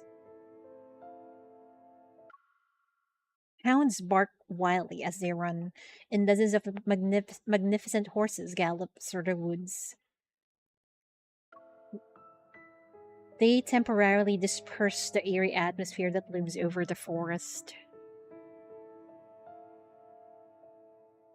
People are coping with over-spec anise. I think it's over-spec anise. I think that one is for sure. For Snow White, probably not. Not yet, I think. Look, there's a deer with white markings. In the distance, a herd of startled deer races into the forest depths. Their fur is adorned with vine-like white patterns. Is that a peacock? There are wild peacocks here? I don't think those are ordinary animals. On the other side, a silver peacock stands on a large rock while displaying its tail. Its feathers shimmer with an almost surreal quality. The nobles are frenzied over these supernatural sights. Their servants and horses divide the forest into chaotic, noisy sections. I guess none of these creatures are your actual targets. Sylus rides a tall, dark red hunter horse. His posture is impeccable, yet he possesses an ineffable ease. I could almost believe he's going for a casual stroll. According to the books I've read, when the sacred core is about to manifest, living creatures are transformed by powerful magic. They become incredibly beautiful. Are there any tomes you haven't read? You're a walking sacred core encyclopedia. This game gives you cringe chills. It's not for you. It's for me. Encyclopedias are thick. Those who can only make nasty remarks should be careful, lest their skulls be crushed by one.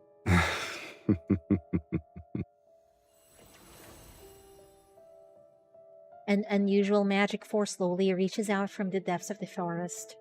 It's akin to slender, cold tentacles. Oh no. Sylus? I sense it. Let's follow it.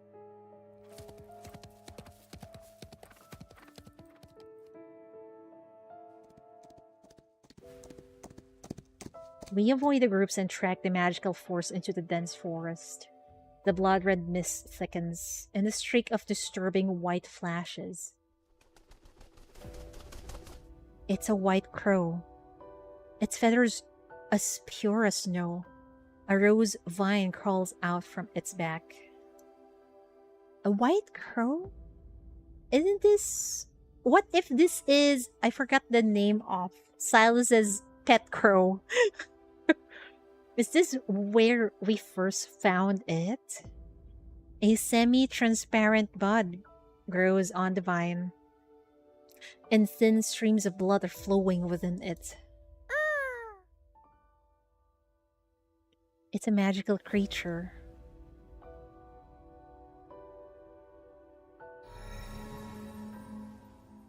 I dismount, my fingers moving rapidly as a glyph appears on the ground.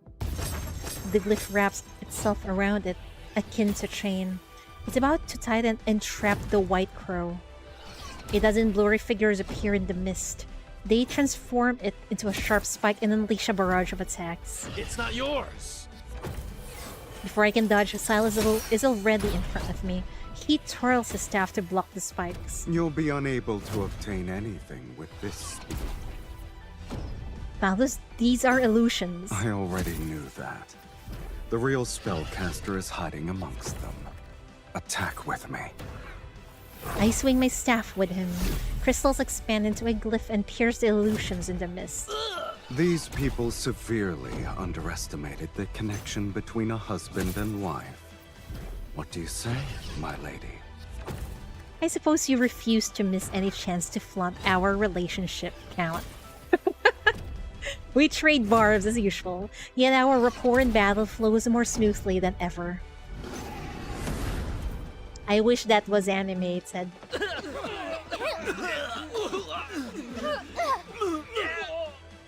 The mages who want to take the White Crow are forced to retreat. Powerless, they can't fight back. I turn to activate another glyph. I'll capture the White Crow. Oh no. A familiar, nauseating agony explodes in my chest. My breath is almost cut off. I fall to my knees in the cold, damp mud, and the power of my glyph dissipates. Why is it even worse than before? My vision blurs. I can only see Sylus rushing through the mist. He catches me before my face lands on the ground. Your body. She can't move. Here's our chance. The dozen or so mages surround us and raise their hands in unison. The ground erupts with blinding white light. Accompanied by a deafening roar, spiraling rings of light rise. I can't kill them all when the linkage is limiting me. They need to come closer. 5 rings of light rotate in various positions and mesh together in a gear-like fashion. As they close in, my energy and Sylus's are draining. Several impatient mages move, hoping to seize the opportunity to capture the White Crow. At last. Within range, Sylus cuts through the group of mages. Akin to a blade, his staff repeatedly pierces their chest. Oof.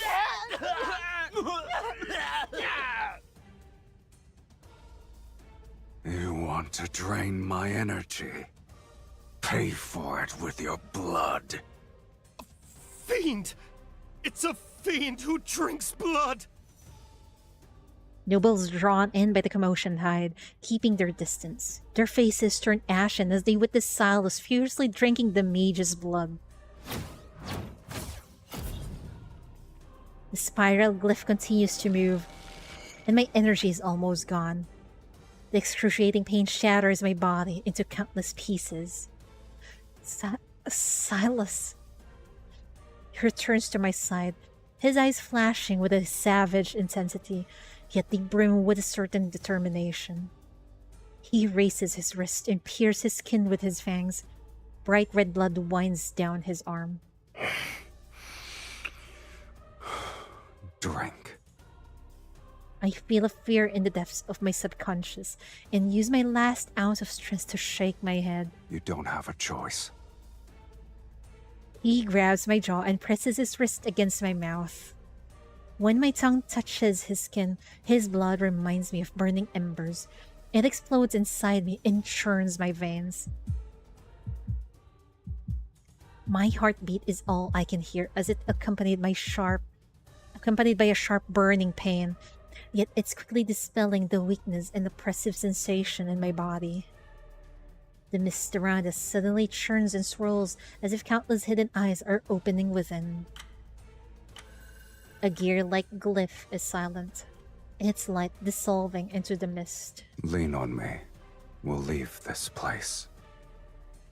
Our figures vanish into the depths of the blood mist as Sylus holds me.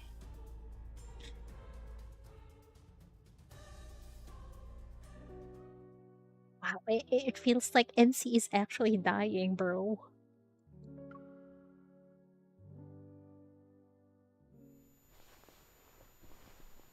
In my hazy consciousness, I can only feel a warm,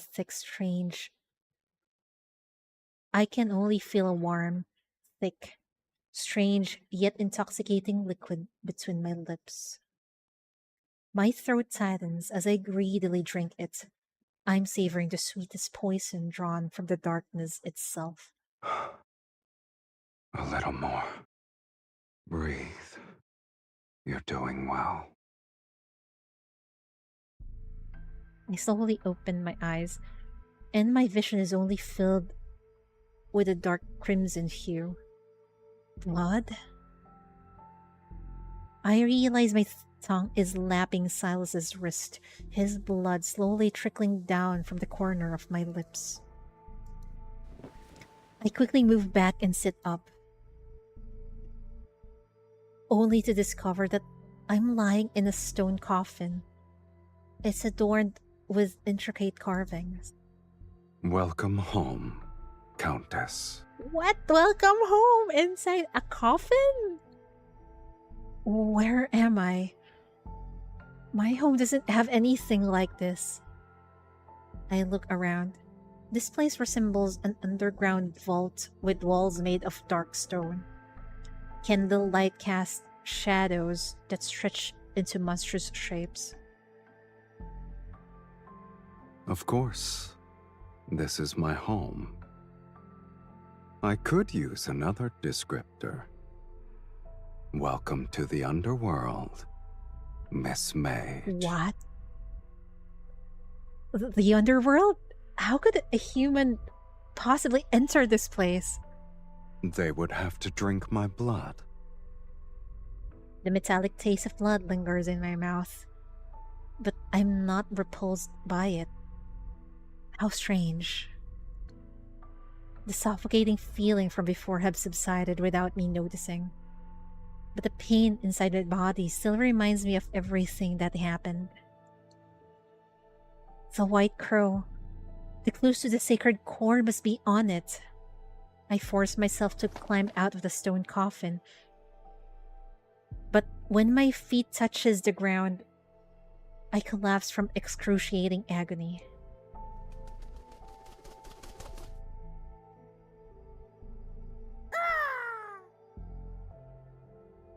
A white feathery figure flies across the underground chamber and lands gracefully on Sylus's shoulder. Here's your clue. In your current pitiful state, hold on, folks. you shouldn't be running around willy-nilly.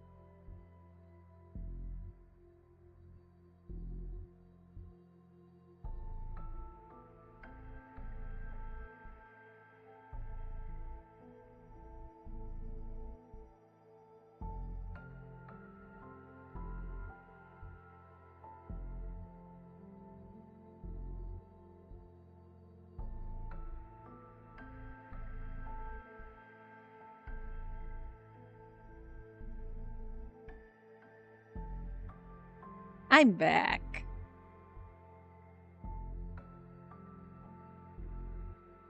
This magical creature can enter the underworld too?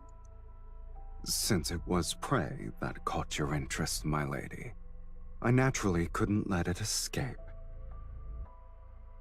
I'll admit, it's peculiar. I've never seen a magical creature that can freely travel between the human world and the underworld before. Sylus helps me stand. The white crow shows no intention of flying away. Instead, it tilts its head as it watches me. The vine on its back sways gently with each breath, its bud remaining tightly closed as if it's hiding secrets. I wonder how long it will take for the flower to bloom.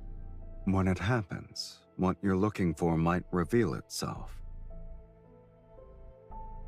But your weakness has been exposed. Those mages won't give you a moment to breathe anymore.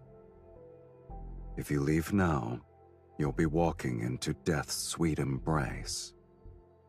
His eyes reveal their typical mocking gleam, but there's a hint of genuine concern. I remain silent for a moment. The intense anguish coursing through my body forced me to lean on him for support. If you don't mind me staying here, then I'll wait for the rose to bloom, Count. I have welcomed you from the very beginning. Oh?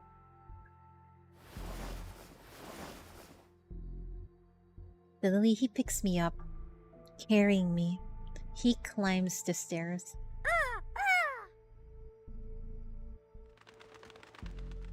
Now that you're staying, let's help you become acquainted with our home, my lady.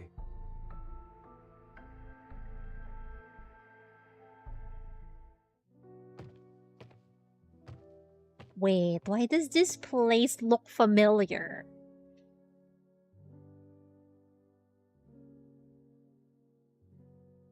Why does this place reminds me of emotional damage? Oh my. Sylus and I reached the top of the staircase. The scenery greeting my eyes is so breathtaking that I almost forget my pain. Inside the massive castle, with its vaulted ceiling, bright candlelight reflects off countless treasures. Its radiance is dreamlike and dangerous. Massive beast skulls hang as decorations. Crystals taller than a person contain strange weapons and items that shimmer with an otherworldly glow.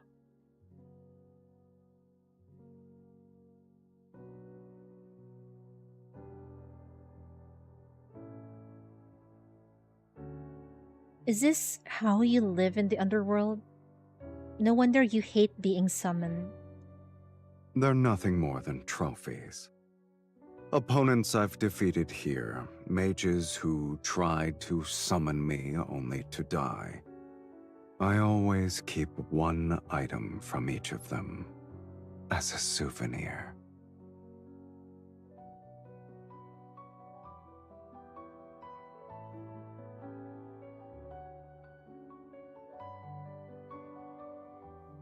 His nonchalance sends chills down my spine. So, this place is actually a graveyard.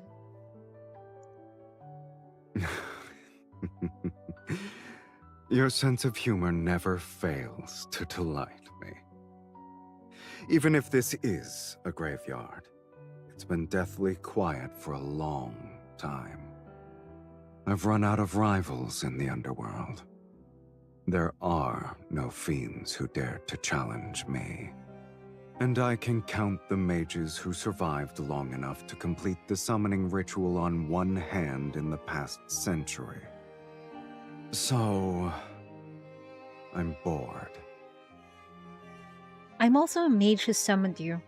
Are you planning to take a souvenir from me? He glances at me. We'll discuss that after you're dead. So, you have a sense of humor.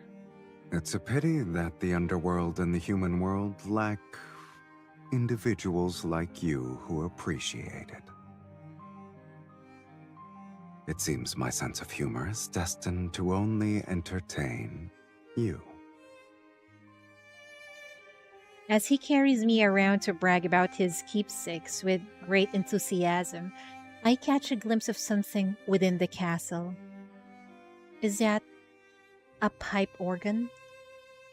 In the midst of flickering golden light stands a silent, imposing, dust-covered pipe organ.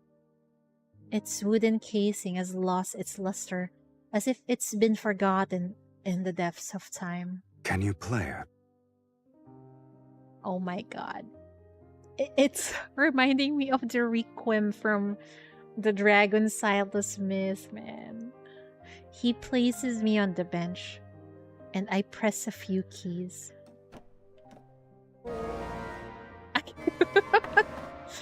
And surprisingly, some are out of tune. Others don't produce any sound. That's normal. No one has ever played it. And you consider it normal? A room of treasures arranged around a broken pipe organ. Is it special to you? Yes. Sylus doesn't answer. He picks me up again and carries me. I'm about to ask more questions, but the sight before me makes me forget my curiosity.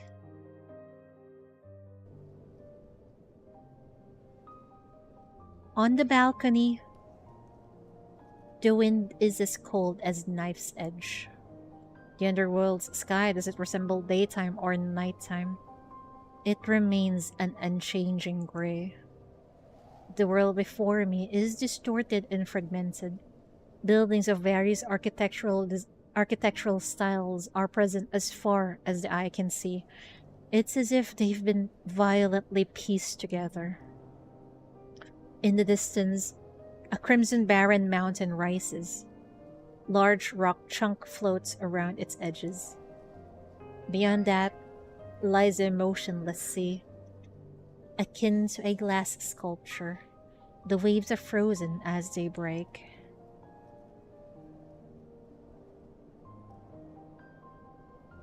The underworld described in various books is nothing like this. You should read less nonsense. This structure seems to be from different worlds. What exactly is this realm? A graveyard. An indescribable shudder spreads from the depths of my heart. I don't understand.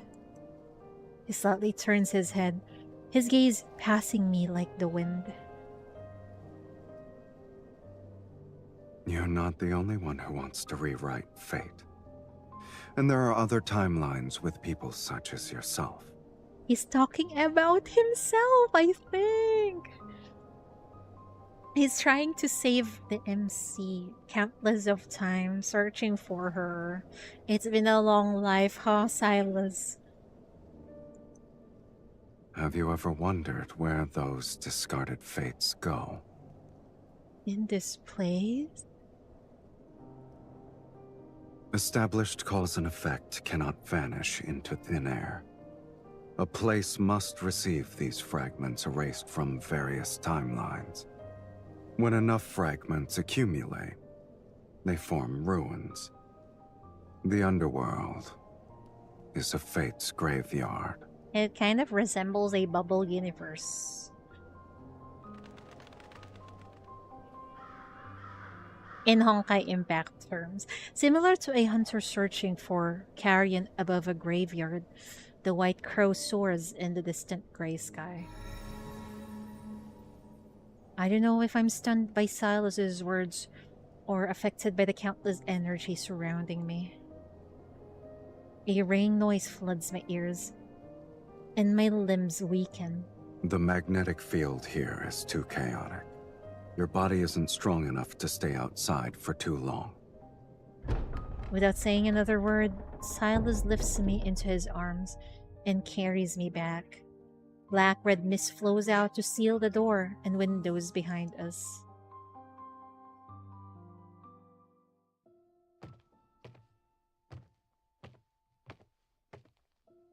Back in the stone chamber beneath the castle, what was once eerie now feels comforting by comparison. It's suddenly quiet in here.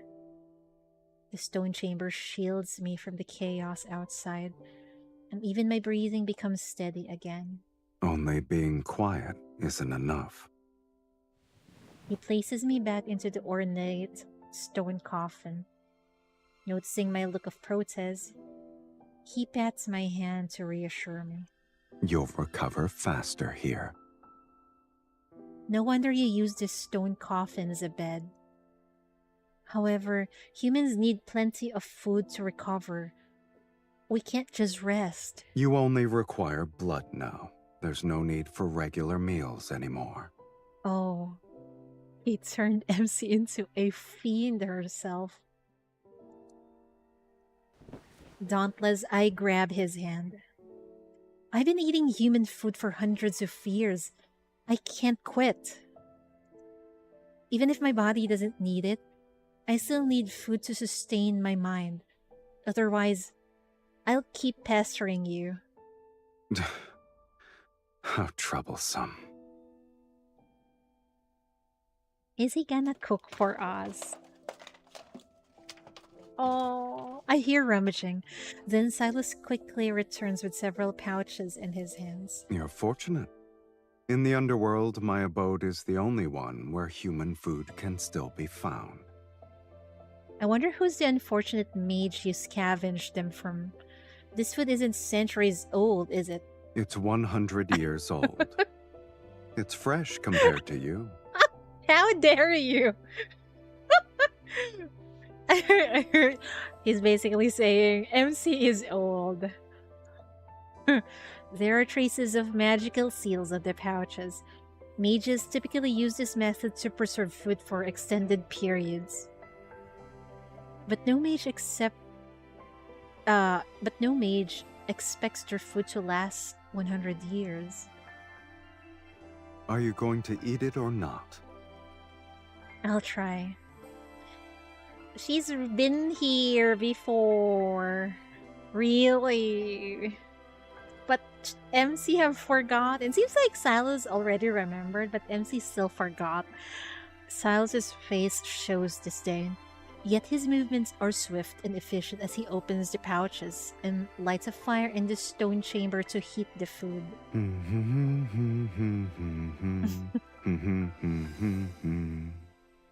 I look at the cold, gloomy stone chamber and the coffin I'm lying in.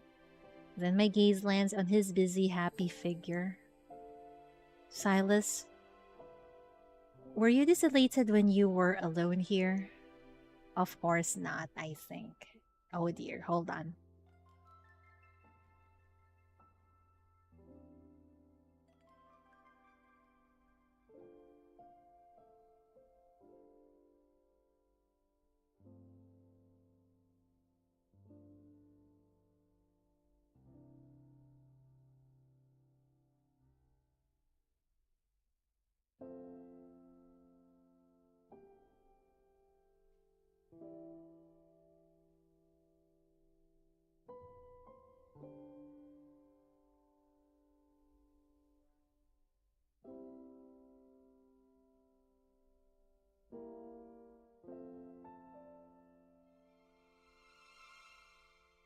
I'm back.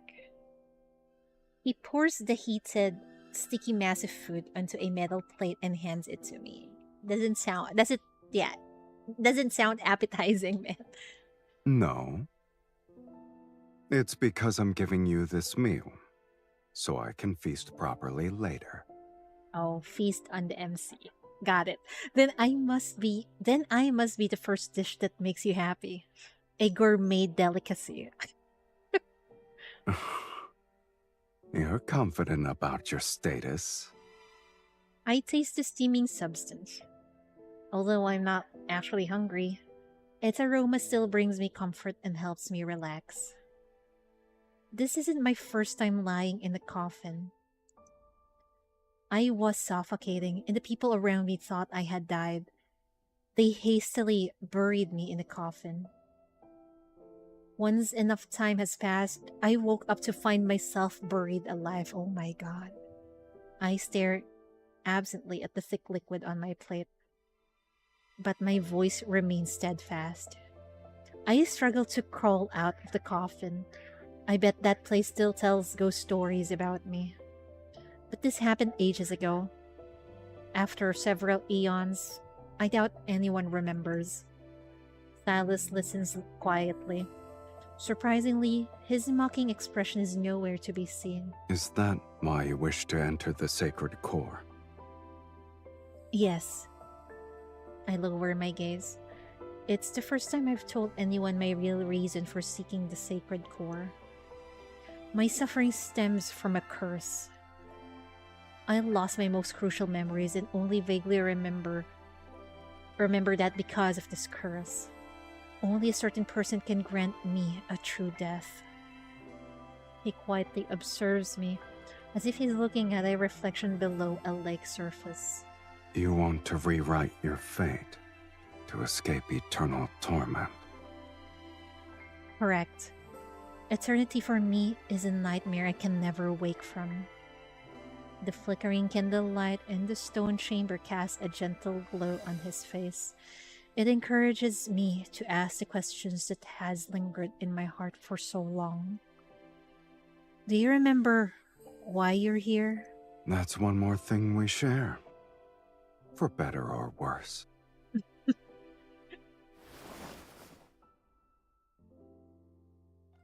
He sits down and leans against the stone coffin. I don't remember how I arrived here. Sometimes, I think the underworld's fiends are simply people abandoned by fate. Since they're not embraced by it, they're free from the mortal world's moral constraints. They only live for their desires. But you said you weren't happy before.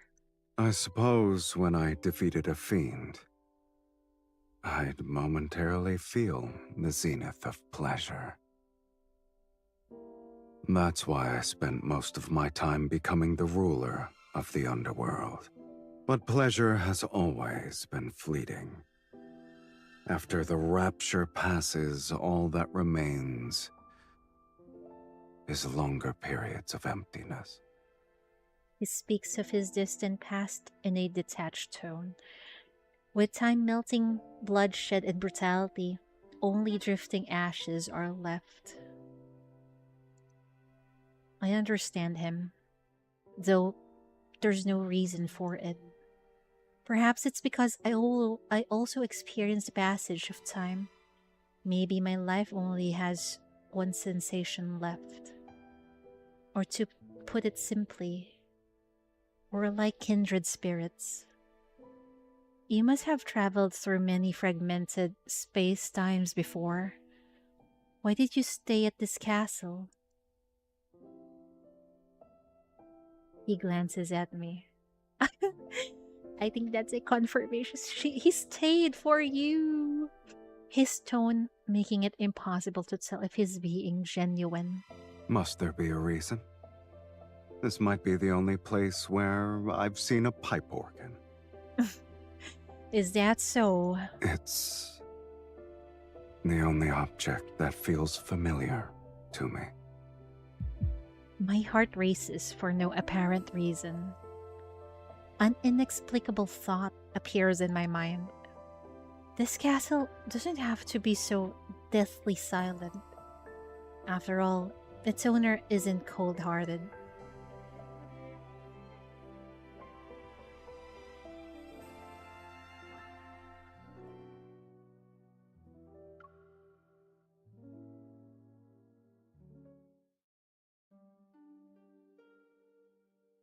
Several days later, the torment inside my body has slightly subsided. I can now leave the stone coffin and walk around the castle. Living alone in a large building must be boring.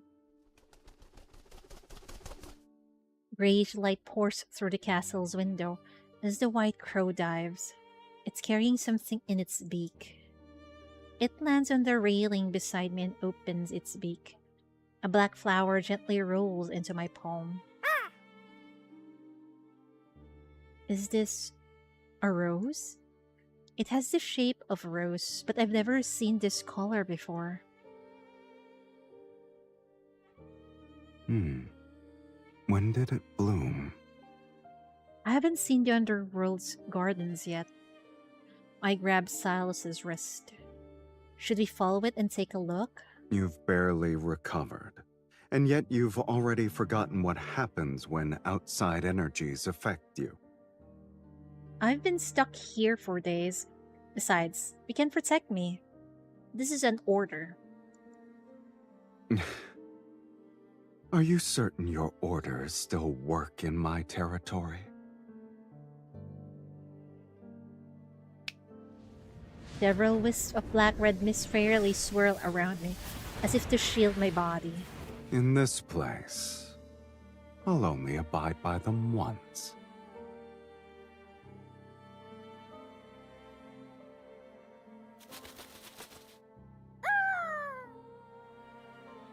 The white crow leads us to the area behind the castle. The hillside is shrouded in hazy light. To my surprise, a field of blossoming blue and black roses lies at the bottom of the stone steps. The white crow circles above the sea of flowers, and this scene feels strangely familiar. I feel like I've experienced this before. In a dream? In Vilmer, there's a secret garden filled with roses. It has red and white roses in full bloom. I remember seeing a black crow there. It feels similar to what we're seeing now. It's almost like a mirror image. I pick a few roses. Their rich fragrance is exactly like the scent one can find in the human world. It adds a touch of vitality to this cold realm. Perhaps the human world and the underworld aren't completely separated. How else could this white crow travel between them? And it carries clues about the sacred core. It can be considered a messenger. The sacred core's messenger is similar to an ominous sign. It deserves a fiend's name. Huh? We'll call him Mephisto.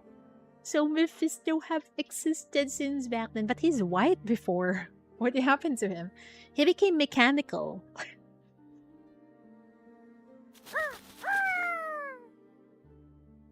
The white crow cries out as if he's approving his new name. He lands on Sylus's shoulder. The rosebud on the bird's back quivers slightly. It might blossom soon.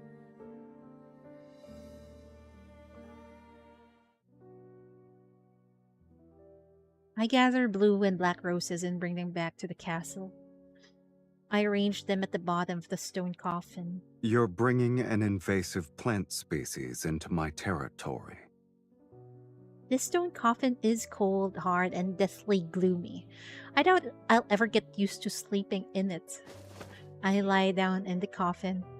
The fragrance of flowers envelopes me, and it carries a warm sweetness. The roses here smell similar to the ones in the human world. Falling asleep surrounded by this fragrance might give us better dreams. Do you want to try it? Since when did you start believing in these things? It sounds like a chicken. It's actually voiced by a human, if I remember correctly. I once fell asleep amongst flowers, to be exact. It was in the secret garden I told you about. And you had a beautiful dream. Yes. I still remember it to this day. Tell me about it. Perhaps I might also start believing. After you have your own sweet dream, we can exchange stories. I take Silas's hand. He doesn't refuse, and he moves closer as I pull him into this small sea of flowers. Close your eyes and breathe. Doesn't it feel like you're lying in the bed of flowers? I can believe I'm basking in the sun. His tone remains as teasing as ever, but there's a subtle joy in his voice. He has yet to let go of my hand.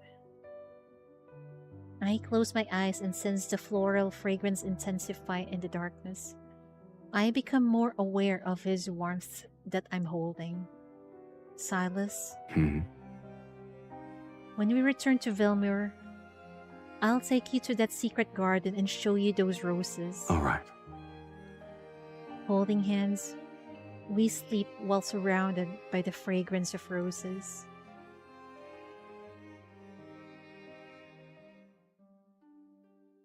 See, I'm so thirsty. I don't know how long it's been.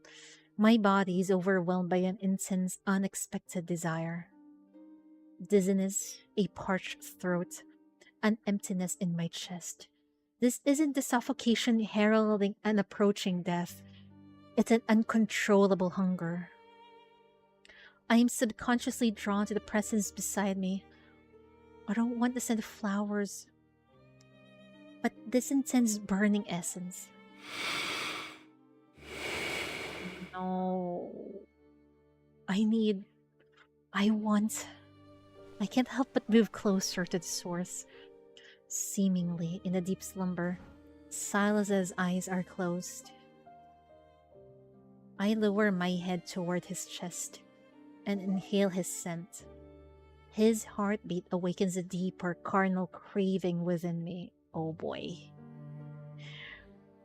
I follow this warmth over his collarbone and his Adam apple. I'm drawn to the side of his neck.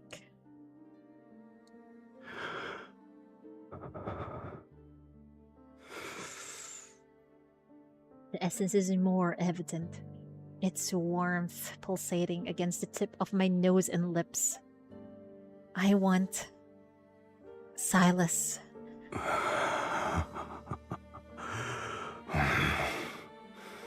You don't need to restrain yourself. So he's actually awake. Since we're the same now, why don't we make an exchange? Yes. Yeah, sure. Yes. The wild growing hunger inside me doesn't let me hesitate. I agree instantly. A faint smile crosses his lips as Yen hurriedly opens his collar to expose his neck. Slightly raised veins pulse under his skin. Indulge yourself to your heart's content, my dearest wife. Damn. I lean forward, my fangs piercing his skin. Warm, thick liquid floods my mouth.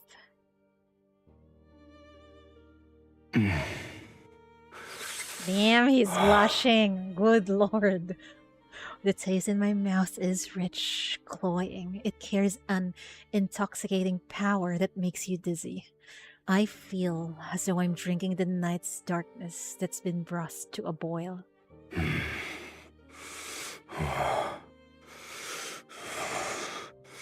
Give it to me. This is bad for my heart, man. As I tilt my head back to catch my breath, Sylus turns his head, opens my collar and sinks his fangs into the crook of my neck. Oh my good lord!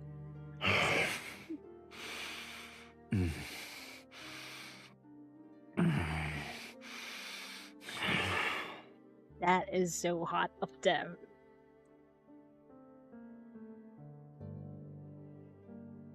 Pain and pleasure overlap and surge as our breaths quicken and intertwine. Blood and skin pressing against lips and teeth. The scent of flowers and blood merge, and our heartbeats gradually synchronize beneath our skin. Wow, he sounds so freaking greedy. Dark red blood drips from my pierced neck, soaking my disheveled collar. It soon falls onto the roses under us. Petals greedily drink drops of blood, and the dark crimson seeps into those blue and black roses. That's intense.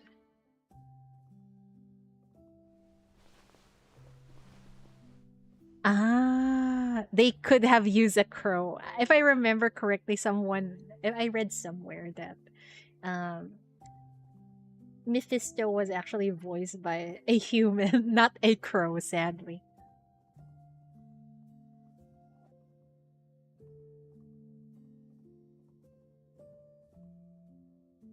I don't know how long I've been asleep. In a realm between dreams and wakefulness, a slight pull on my skin makes me regain consciousness. Next to me, Sylus lies on his side. He holds a soft handkerchief. I can't. He holds a soft handkerchief and unhurriedly wipes away traces of blood from the corner of my lips. How sweet of her. How sweet of him. That is aftercare, folks. His touch is gentle, and his fingertips occasionally brush against my skin. They leave behind a subtle yet unmistakable warmth. Did I wake you? You can sleep some more. I lower my gaze. The edges of the rose petals beneath me are still stained with dark red blood that's partially dried. They're seemingly whispering to me. I recall the burning roses from my previous dream. Their color was the same, and the person beside me in that dream had the same warmth. Slowly, MC is remembering. Dreams and reality overlap, and I can't tell which one is more real.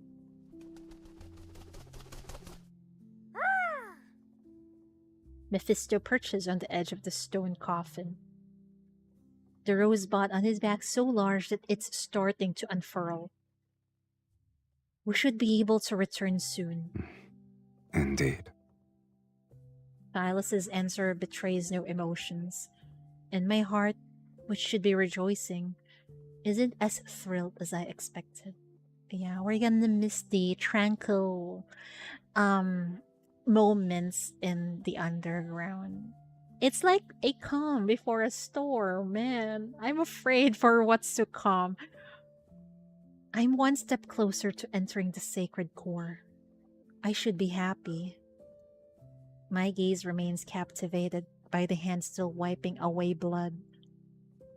His fingertips graze my lips, and his lingering warmth secretly infiltrates my heart to embrace every fiber of my being. Once I enter the sacred core, this curse's shackles will no longer bind me. Doubt lurks, its rusty blade silently embedding itself into my heart. Isn't this what I've always wanted? Why am I hesitating?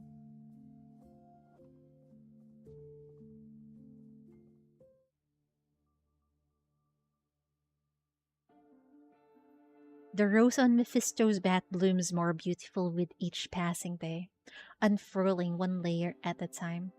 Its petals are akin to ignited flames. Deep within the flower center are entwined silver thread-like patterns, fragments of magical power. Once the rose is in full bloom, these magical fragments will be revealed. I'll piece them together then. My body is recovering, but I know deep down that it will never return to what it once was. For reasons unknown, the searing sensation follows me like a shadow. It's not as intense as when it suddenly appears. Rather, it's a constant underlying pain. But I lie to Sylus and tell him I made a full recovery. I think he knows. He knows MC's it's not still 100%. Yeah, imagine living for eternity with that kind of pain. I might have lost my sanity, I think. Sylus is uncharacteristically distracted. He only responds with a slight nod. He knows, he knows. The unspoken truth between us is that after leaving the underworld, we'll reach the sacred core. This should be the last moments of my life in the underworld. Before leaving, I want to leave something behind. Perhaps it's to prove I was here. And perhaps it'll make him remember me. Isn't that cruel? You're gonna leave behind a mark. And yet, you're gonna be gone forever. Man. I wipe down the neglected pipe organ deep within the castle, open its cover, and clean the pipes. You're already bored of this place? Or you have a rare hobby for repairing pipe organs? Not necessarily. In the past, I disguised myself as a devout choir member to find a book containing forbidden magics. It was sealed in a chapel. Ah, yes. You do something of that nature.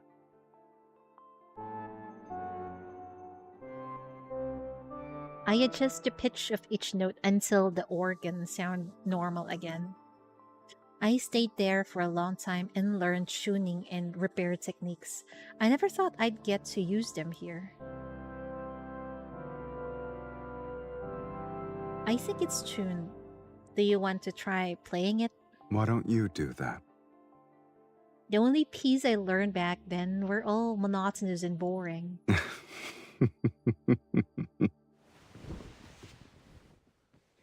Chuckling softly, he sits down. His slender fingers rest on the instrument's keys.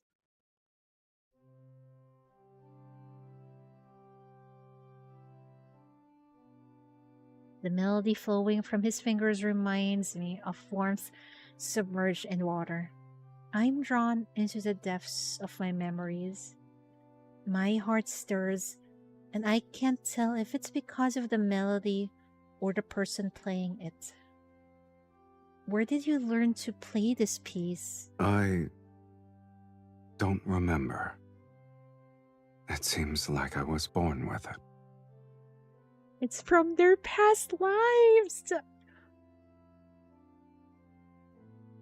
Oh, there you go. It sounds like a requiem. Is it banal? No, it's tranquil. Entranced, I watch his fingers dance. Sylus, when I die, will you play it for me again? How can you hear it if you're dead?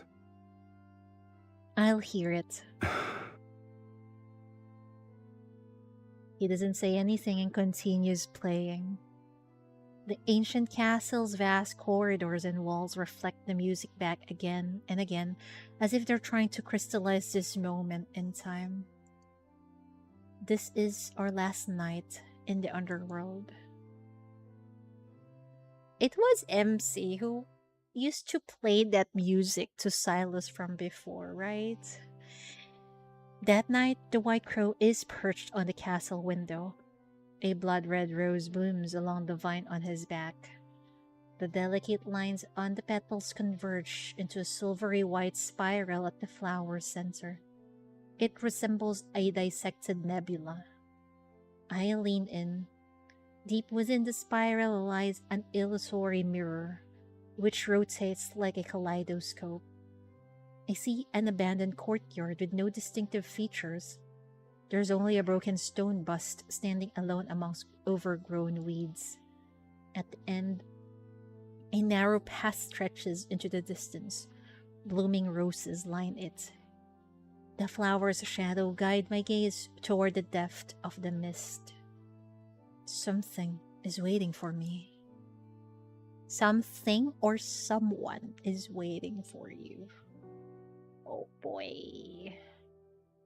Oh boy.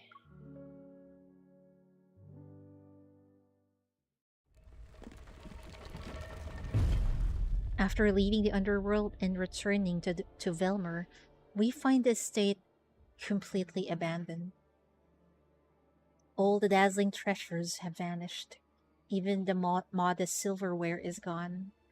Everyone looted our place? What the fuck? In the center of the great hall, the large portrait of me and Sylus has been splattered with crimson paint. It's a bloody, grotesque sight. Oh my god. Hi! I see you dressed for the occasion. I wonder what you're gonna wear for the new chef, Caleb. I don't have the card. I don't have a card. So I cannot. Maybe we'll wear something similar. If I do have the card, we could wear something similar, like, you know, the apron and nothing else.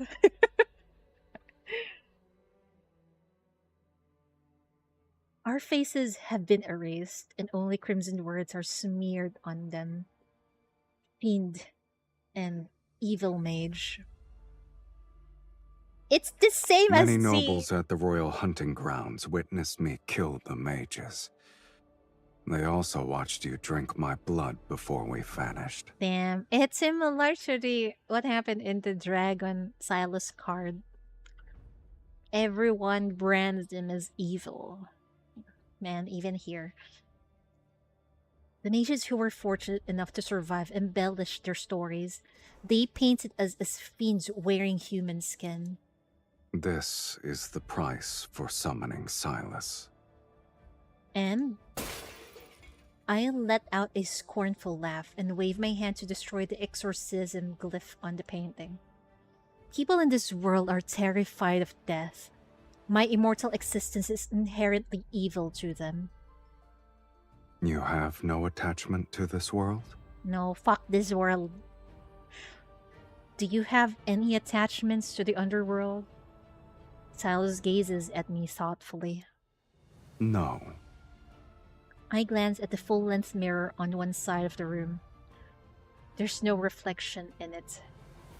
No Sylus. No me. I'm not afraid. Instead, a secret sense of comfort washes over me. That's how it should be. I point at the mirror. See? We're the same. The same. He leans in, and I can see my reflection in his eyes. I like that. He turns and leaves. We must find the prophesied ruined courtyard that's related to the sacred core.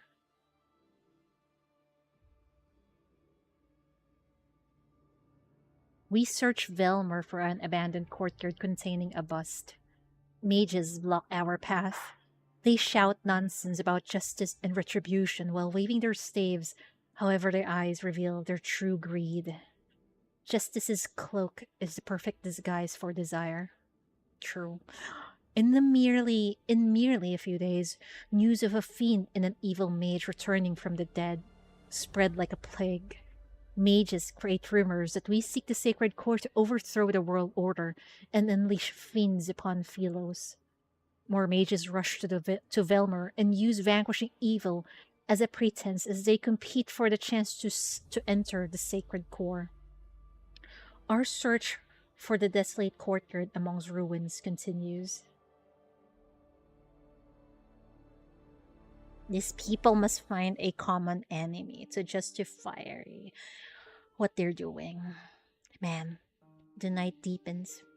After another day of constantly moving and fighting several mages, we've taken shelter in an empty house on the city outskirts. The ceaseless searing pain in my body grows stronger with each passing day. Maybe it's because we're getting closer to the sacred core. Sylus offers his wrist to my lips. You've used most of your energy. Do you want a sip? You've also expended most of your energy. So many mages are handing themselves over on a silver platter. I get to enjoy a feast every day. I firmly turned his face toward mine and looked into his eyes. You liar. You haven't been honest with me either. Am I mistaken? I stay silent. I know he's aware of the fact that I've never fully recovered. But he hasn't said anything about it. He absorbs blood from our enemies and offers his own to sustain me.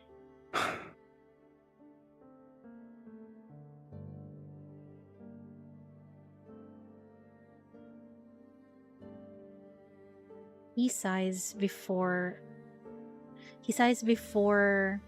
he somewhat forcefully pulls me into his lap. He guides my head to the side of his neck. If you still want to enter the sacred core, then bite me. I stare at his injured neck that hasn't fully healed. My heart aches. Isn't it our ritual? I gently press my lips against his skin, and warm blood flows into my mouth.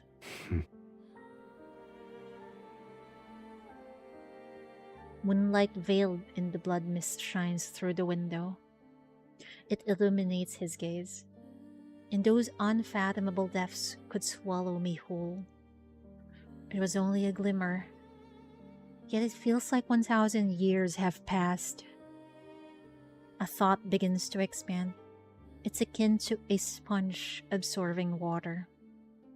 After rewriting fate, I will never see these eyes again.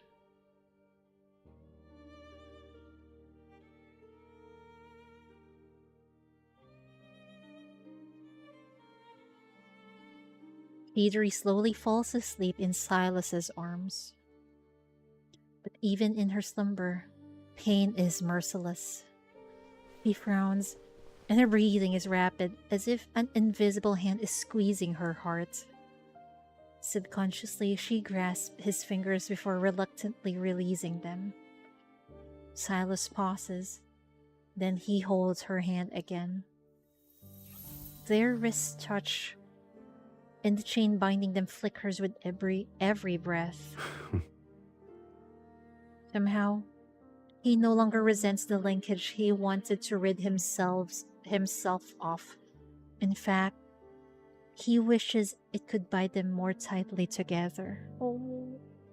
Supposedly, it's been a long time since he thought about returning to the underworld alone. In his eyes, his dreams, his imagination, her presence exists in his everything. But if these circumstances never change, the one who's staying by his side will continue to endure endless torment. This is so fucking sad, man. It's either MC would stay with Sylus forever, but she will always be in constant pain, or Sylus would have to let her go so that she can be at peace. What in the actual fuck, man? If bearing a curse is your fate, then rewriting that is part of your destiny. Fate isn't the only answer.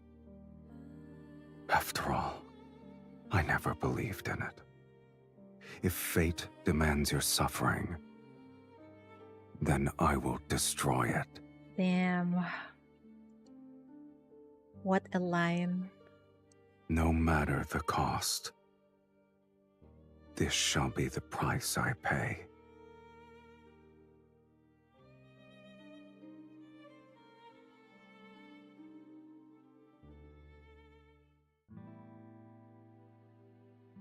After searching through most of Velmur's courtyards without any success, we arrive at an abandoned churchyard. The stone sculptures here are intact. Not all of them match the text in the prophecy. Wait, a church? Is that the same one where we first saw Sylus in the main story? Isn't it odd? The buildings are weathered and old, yet the sculptures appear as though they were crafted days ago.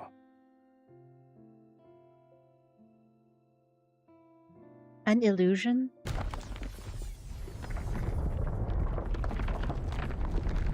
The ground suddenly trembles, stones break, and a massive skeleton rises from the center of the churchyard. What the fuck? Its body is forged from black iron and brittle bones. Dark red flame burns within its chest cavity, and death's essence flows from its hollow eye sockets. This isn't the remnant of an ordinary sentinel. The skeleton swings a massive rust-covered axe, which generates overwhelming energy waves.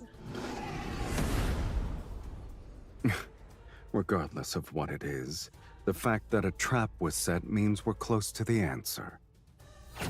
Sylus stands in front of me. He binds the skeleton's arms with black-red mist, but the creature violently breaks free.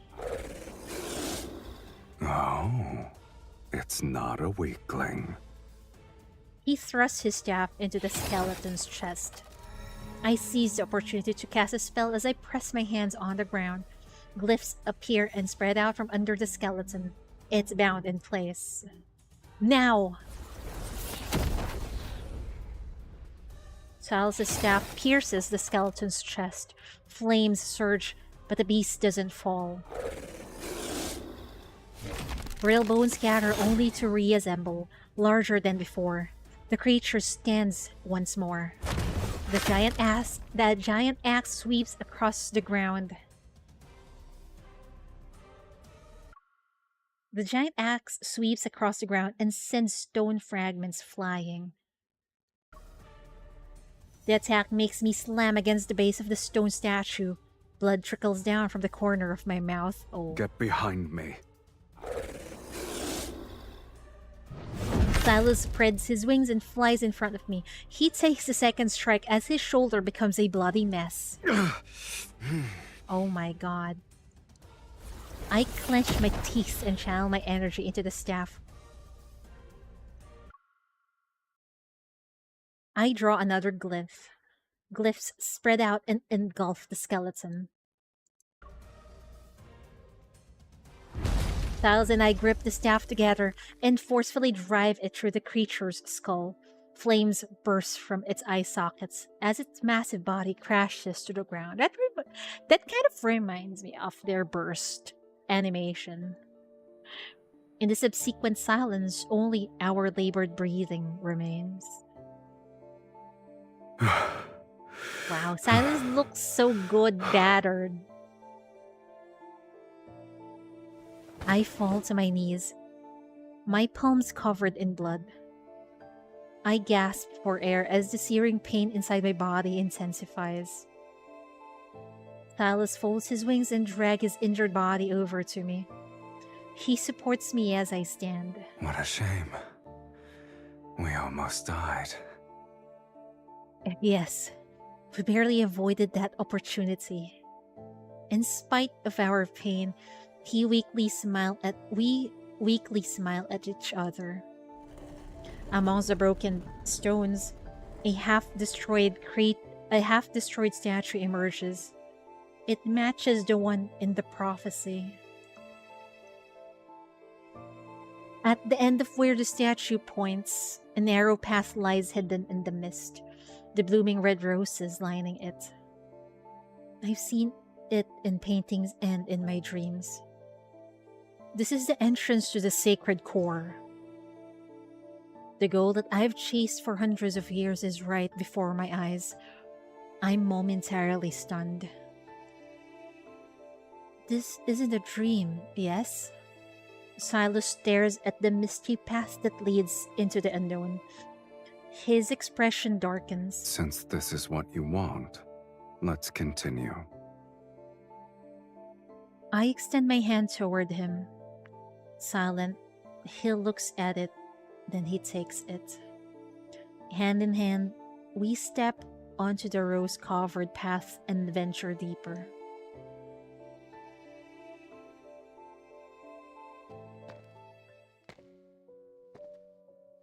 Mist churns around my feet as my body reaches its limit. Each step feels as though I'm walking on knives.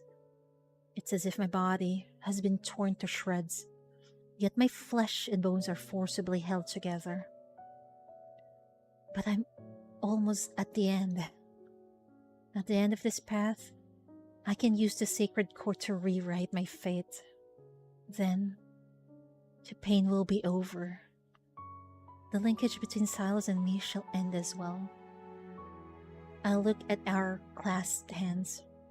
Once our connection is severed, Sylus will return to the underworld. As for me, I'm uncertain of the life awaiting for me. But it will be one without a curse, pain, and Sylus. From the depths, a breeze blows along the path and carries a faint floral fragrance. Rose petals scatter in the air. They land in my hair and on Silas's shoulders.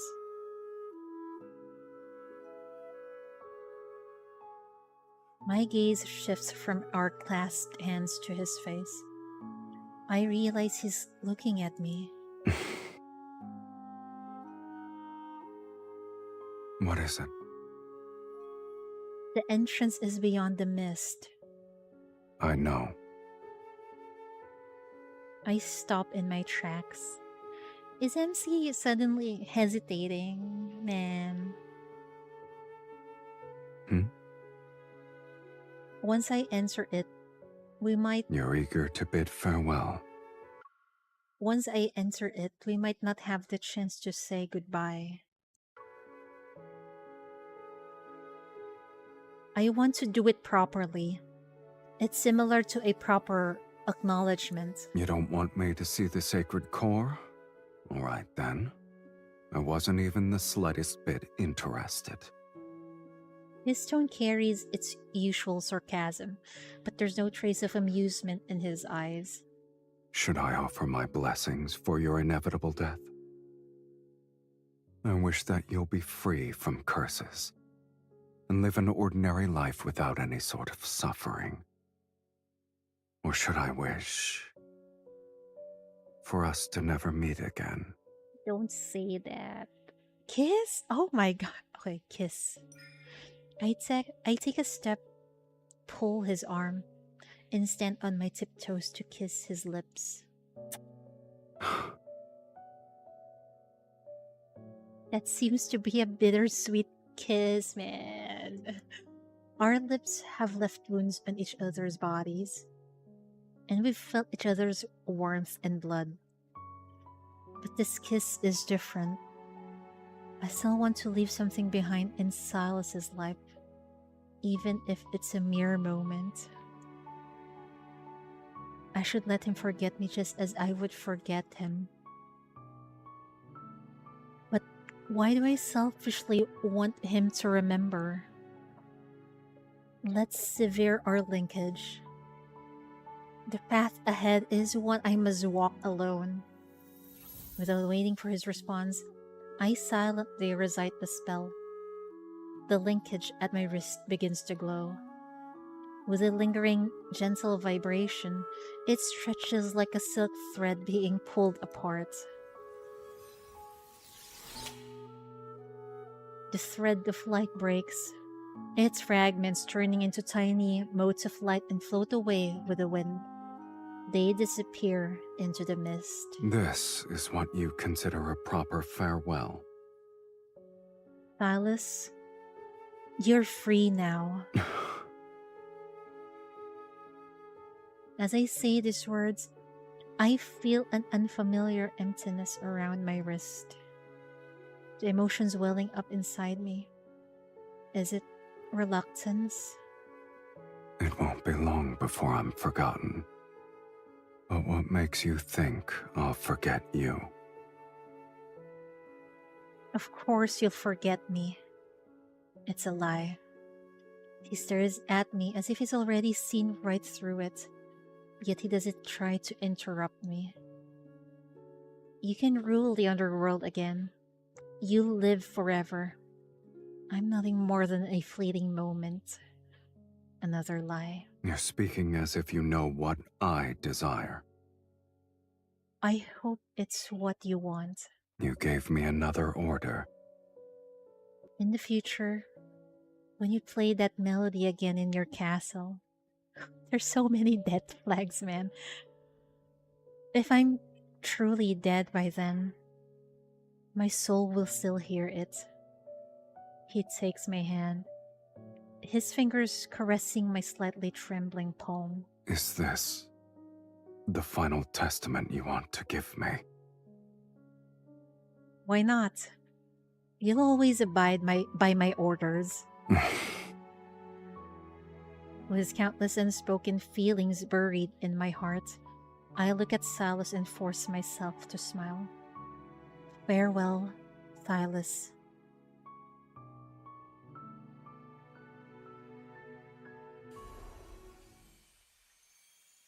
As the mist dissipates, my senses vanish. I can't tell where I am.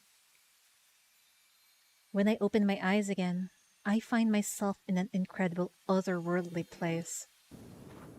It's a freaking desert, man. This place has no sky and no earth. There's only endless white sand that's constantly flowing. Sand cascades from an interminable height. Layers upon layers of it almost fill my vision. I struggle to move. I'm like a prisoner trapped inside an enormous hourglass. Please listen to my wishes, sacred core. The fate I wish to rewrite is one without any curse. The energy within my body is ripped away by an invisible hand. It transforms into grains of white sand that fall into the flowing sea beneath my feet. The sea of sand churns as human skeleton slowly rises to the surface. Tattered, old clothes still cling to it. I can faintly make out an embroidered badge among the rags. The name on it is Saren? My pupils constrict as my breathing becomes rapid. Sir Saren, the last archmage to enter the sacred core, the one who left clues about its manifestation for future generations. At long last, a prisoner of the sacred core has arrived. The skeleton's jaw moves slowly as it begins to speak. You've discovered that this is a lie. The sacred core could never rewrite fate. It's merely a vessel that devours the strongest souls. Oh shit. Have you heard about the new Project Bang Bang game? Reign of Nightfall. Yes, I've seen that. It's so spicy. I love to play it, man. If it ever becomes available globally, I will definitely play it. Yeah. All mages who enter the sacred core sacrifice their souls. Oh no. Now it's your turn. This just feels like Philo's trying to devour the core of the MC once again. Holy fuck. Fear surges wildly in my chest. I struggle to stay calm as I create a glyph to slow the process of my energy being drained. Akin to a waterfall, sand pours down from above. Cracks begin to appear in my glyph as my scorching energy continues to disappear. I can accept death, but I refuse to be manipulated. A crystalline fragment detaches itself from my chest. It emits a dazzling light. My body feels weightless. The excruciating searing pain vanishes, and centuries of torment fade away as if I woke up from a bad dream. Is this the source of my suffering? My curse? is a fragment of an incomplete soul? No. I desperately try to grasp that fragment. I didn't choose this. Rather, my action is driven by pure instinct. Even if it's a curse, even if it only brings me suffering and pain, something deep within me tells me I cannot lose it. Yet my struggle is futile. The fragment drifts further away. My energy continues to be devoured, and my consciousness rapidly disintegrates. Me too spicy to miss, right? The PV looks so good. Even this character PV, everyone looks attractive in that game.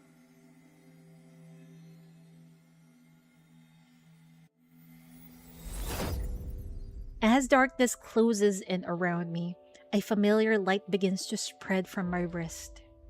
The linkage I had assumed was severe pierces the waterfalls of sand. The layers of cascading white are torn apart. The linkage between us cannot be severed. Sylus advances against the sand's flow, his figure akin to a blade slicing through a false world. Wow, what a freaking entrance, man. Don't come any closer. The sacred core will devour your soul. You can't stay here. What about you? Have you resigned yourself to your fate? Didn't you say you'd rewrite it? Yet as we speak, you're willing to become a sacrifice? It's too powerful. A mage's power simply can't... Oh, it's too powerful? He grips my hand and pulls me out of the sand. His intense gaze meets mine. Have you forgotten? You're not an ordinary mage. You're the mage who summoned Sylus. If you're willing to pay the price, then nothing is immovable. Not even fate. Intense dread washes over me as I desperately try to stop him. Sylus? No. No! Yet he only responds with a gentle smile. What? This matter is merely more absurd than death. Massive energy erupts from his body. Weaves of intertwined black and red clash against the realm around us. Sand flows upward, everything trembles, and white sand transforms into a violent storm that engulfs everything. I use every ounce of my strength to hold onto him. Yet, in the depths of this raging whirlwind, I see a crystalline fragment of his soul float out from his chest. It's swallowed by the sacred core. What the fuck? He also sacrificed himself. What the fuck, man? Sylus! Light explodes between our tightly clasped hands as the space around us collapses with a thunderous roar. We fall endlessly into the chaotic void as he spreads his wings and holds me in his arms.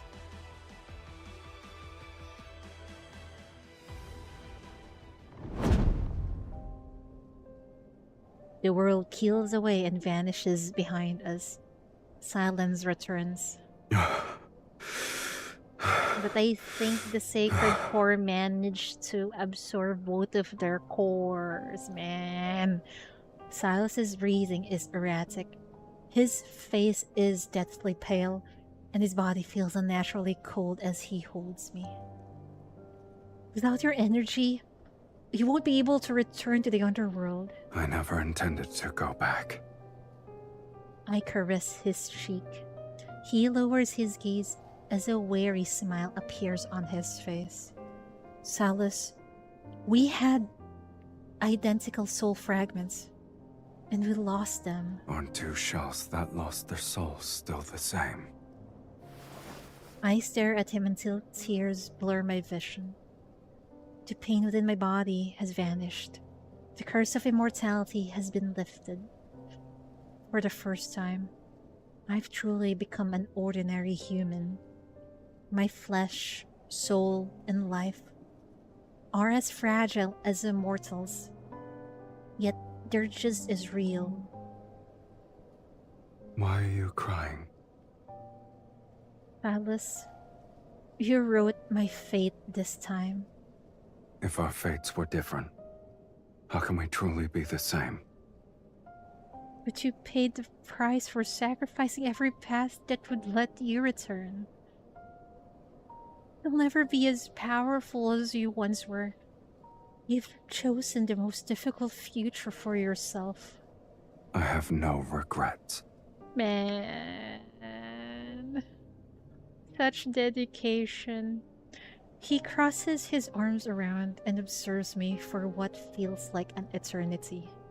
Your past self died as your pain disappeared.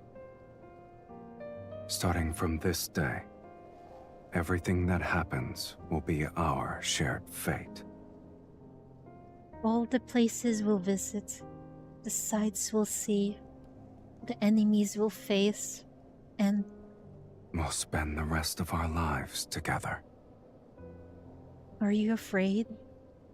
We destroyed the sacred core, so we made an enemy out of everyone on Philos. This isn't the first time, honey. And we're no longer invincible. There's only one thing I fear. I found the person whom I want to spend the rest of my life with. Yet, I'm afraid our life together has started too late. Moonlight descends as the blood mist dissipates with the sacred core. Beneath the heavens, Velmor falls into a brief, peaceful slumber. We welcome the rest of our lives with open arms.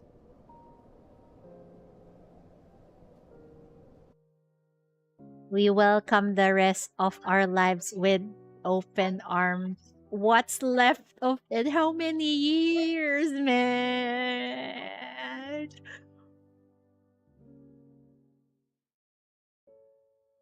As the wind and sand disperse, the world falls quiet once more. Before the world collapses again, Sylus and I visit the secret garden we promised to visit. What's with this sad music, man?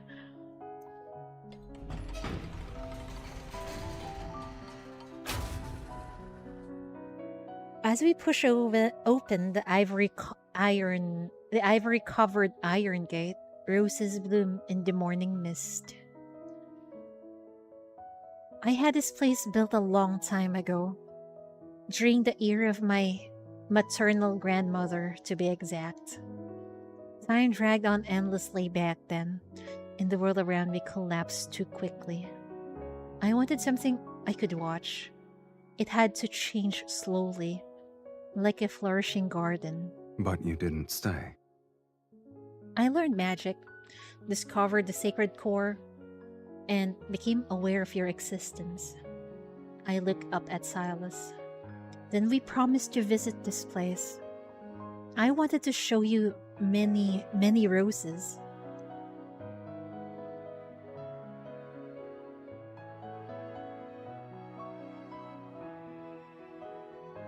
Sylus picks a rose and tucks it in my hair. You kept your promise. It's the perfect place to mark the beginning of our life together. The very start of the rest of our lives. Don't you think the rest of our lives is a new concept for us? Indeed. Our lives now have a beginning and an end. The boundaries are distinct.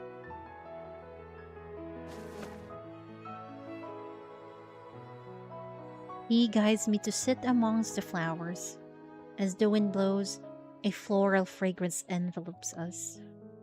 A finite life, and one shared with another person.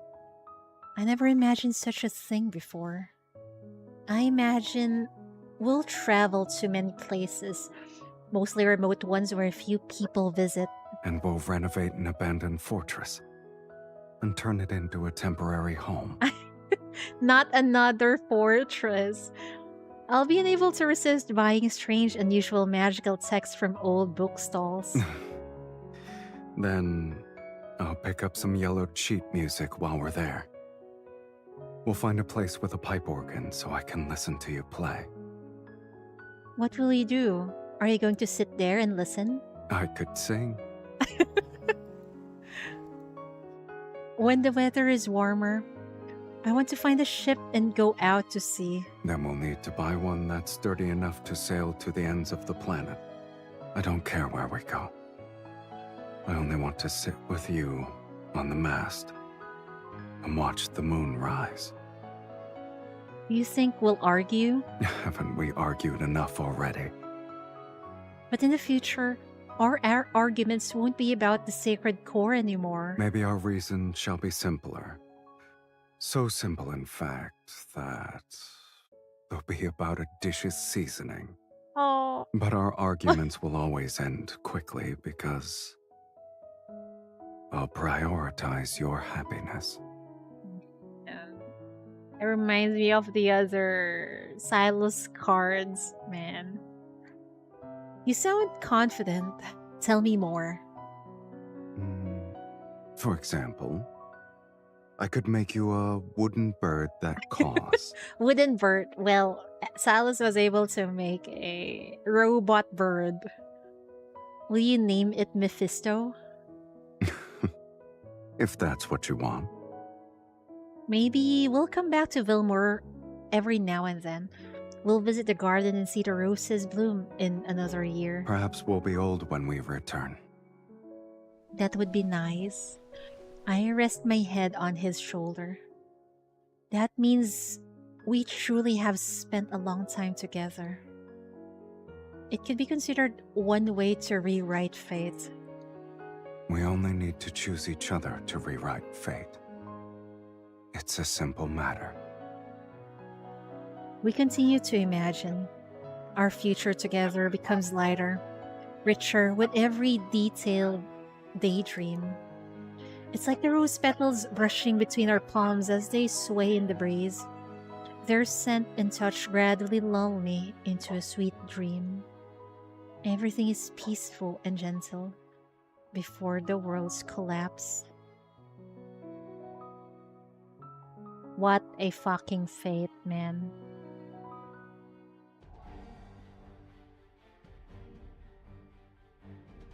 With the sacred core's destruction, the world falls apart. It's no different from a temple being destroyed. The false world order peels away from its foundation. Across the continent that's shrouded in death's shadow, people's hope of rewriting fate dissolves into oblivion. Pillar of fate crumble. Barefoot fanatics fill the streets. They burn ritualistic objects and wail as they try to summon their lost god. Terrified of being overwhelmed by riots, the nobility retreated into underground shelters. A power vacuum formed, and several religious organizations tried to establish a new faith and overthrow the old dynasty. This continent's history revisits recurring themes again and again. Perhaps it's the world that remains trapped in an inescapable cycle of fate. That's true. The sacred core's demise isn't the end of the world, but the shattering of its illusion left people's fear with nowhere to hide. And we, the ones who destroyed the sacred core and exposed the illusion, are targets of everyone's hunt. Battle after battle, blood and fire become our shadows. To kill us, those fools sacrifice countless innocent lives to activate the most evil forbidden magic. They try to control us and force us to turn our weapons against each other. Yet, after every wound and instance of bloodshed, our invisible linkage continues to connect us again and again. We spent a long time together and endured those countless hunts. Until one day, we both stopped in our tracks. We're surrounded by blood and ruins. Perhaps we've grown weary of the endless strife. We're tired of this ignorant, cowardly world. On this planet heading toward doomsday, it's possible that awareness is the true awakening. And then our dream ended. Man.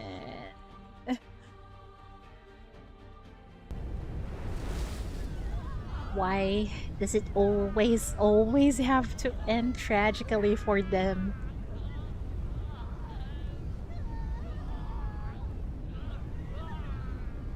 Don't look back.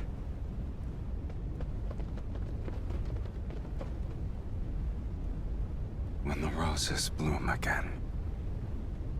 Will you remember who I am now?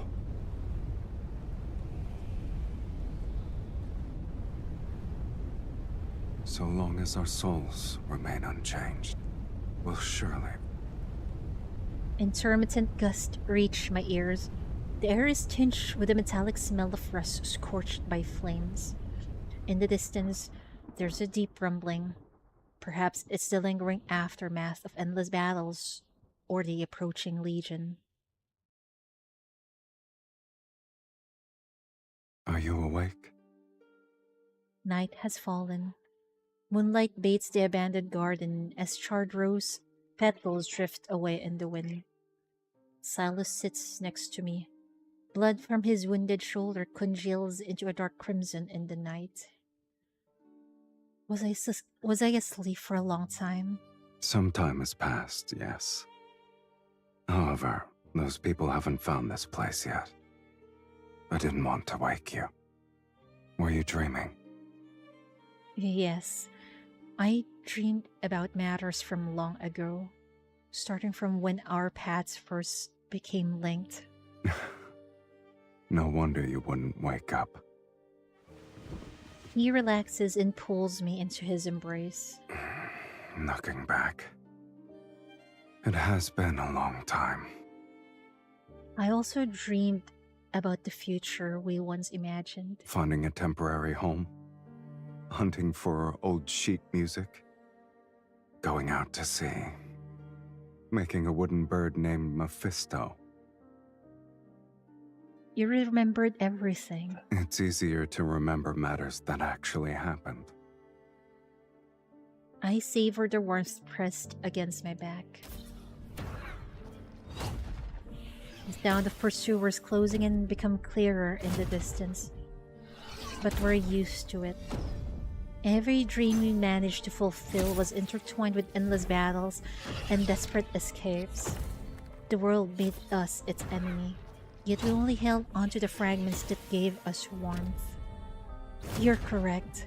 The future we once imagined has become our past. We've already spent most of our remaining lives together.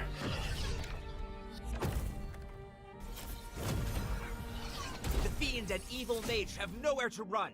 This place will be their grave.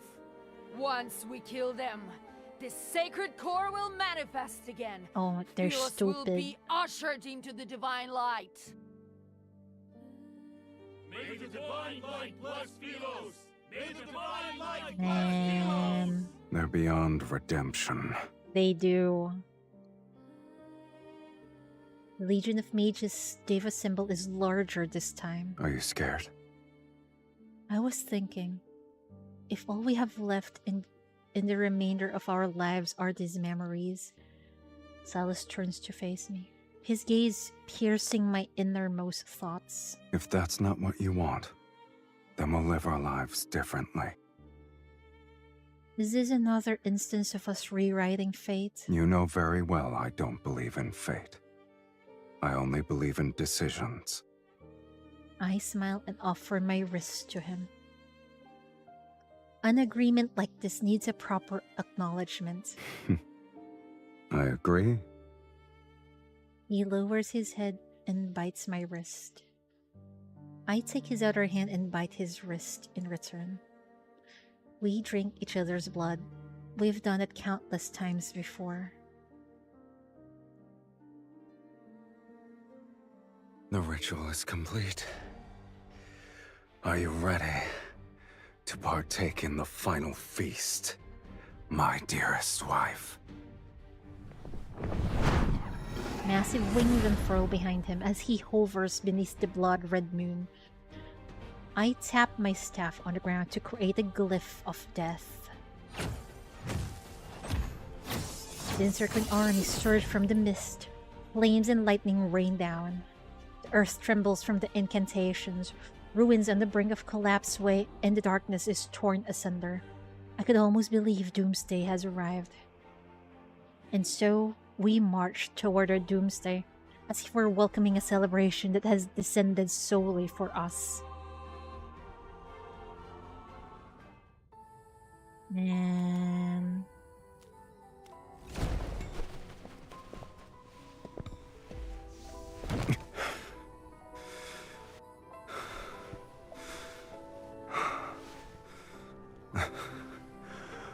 suppose this is the end. Oh dear. Check linkage. Do you regret sacrificing yourself to destroy I'll the sacred always accept core? the consequences that accompany my choices.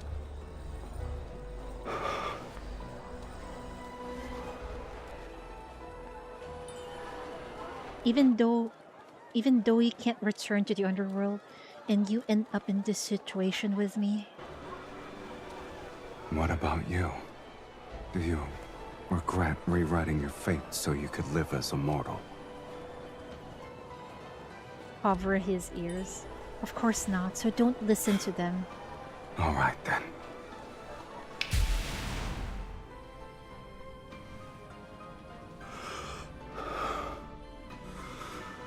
For mortals, death is inevitable.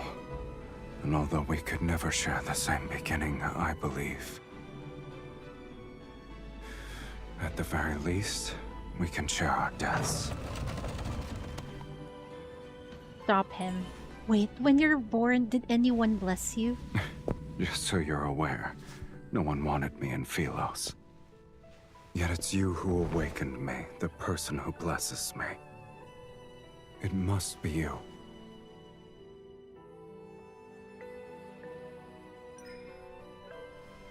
Sylus, I shall give you my blessing. Did you lose your magic and voice already? Give him a blessing. Like what?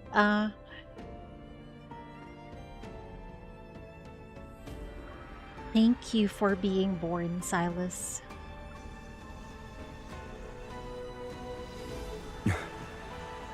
Now I have truly been born into this world, with you in it. Final step. Well, you're no longer an existence that no one wants.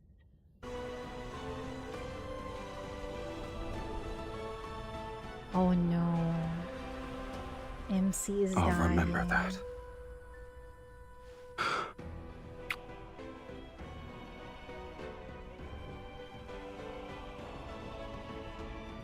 Place the flower. Oh, isn't this also the place where we put flowers in the dragon card? Oh my god.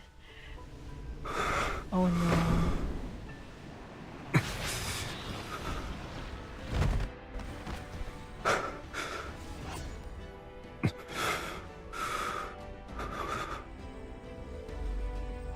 You truly have no regrets.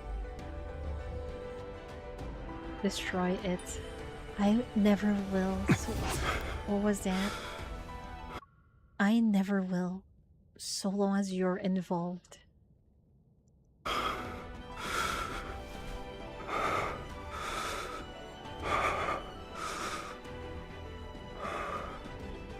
From the moment we're born to when we breathe our last, we shall inevitably walk the same path. It's the greatest blessing for us.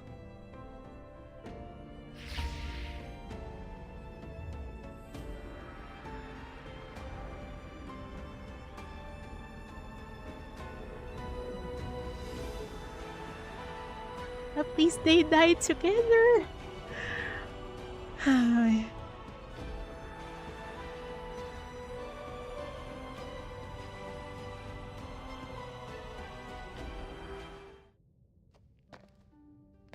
It's not love in deep space. It's always love and fucking depression. It's as if I'm in a dream. I walk along a path lined with blooming roses. Those rose petals pave a soft road, and the air carries a cool, fragrant scent. I look down to see a faintly glowing linkage on my wrist. It slowly extends and guides me forward. It connects to a hazy silhouette ahead. It's shrouded in mist. Tall and familiar, it's a figure I've traced in my heart thousands of times. His name circles my throat, yet I'm unable to make a sound. I can only approach him one step at a time. The linkage tightens around my wrist. It reminds me that if I keep moving, I can touch him again. The wind gently disperses the mist, and the figure etched into my vision comes into focus. Before I can see him clearly, what should have been his figure transforms into a floating soul fragment. Lonely, it flickers in the mist. It slowly moves as if invisible waves are pushing it, until another glowing fragment reveals itself in the sea of mist. They're one and the same. The two fragments slightly tremble. They flow out of a thin chain of light that connects them to each other. The linkage resembles a freshly bloomed rose, and the two soul fragments become glowing petals within it. Touch the first soul fragment.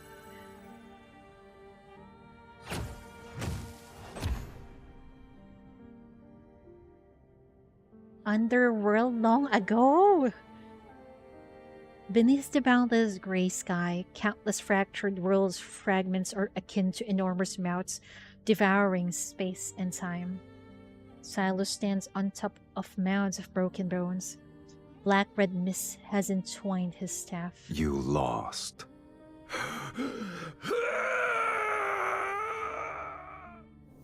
The defeated fiend gradually crumbles to ash amidst agonized howls. Yet before he disappears, a deep voice reverberates. It doesn't matter if you've defeated the fiends here. This place is Fate's graveyard where only incomplete souls can exist. No matter how powerful you are, you're still no different from us. My soul was plundered long ago. I only had the instinct to kill. And you, Sylus, where is the other half of your soul? The other half.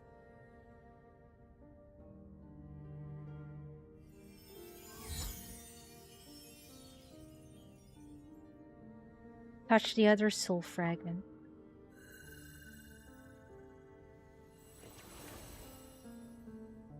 Fell more long ago. Candles sway in the corner of the hall. A mage's hunched shadow is cast on the wall. With bloodshot eyes, she stares at me. Your immortality isn't the result of divine favor. It's because half of an immortal soul is trapped inside your body.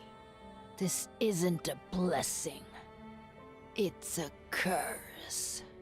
So long as that immortal half remains within you, you cannot meet death's sweet embrace. You'll only be greeted by endless torment as you're repeatedly torn apart. I hold my breath, my body trembling slightly as vague memories unexpectedly surface. This is my curse. Only I can grant you a true death. A severe headache strikes me and cuts the paths that lead to my emerging memories. How can I break this curse? I'm willing to do anything. My teacher remains silent for a moment, as if reciting a prayer for me. Then she speaks. The only method. You must enter the sacred core and rewrite your fate.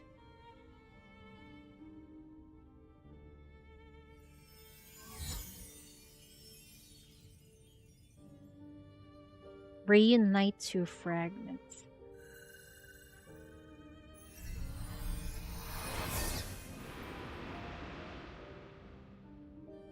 We must offer half our soul to the other. They'll be merged to forge an unbreakable bond.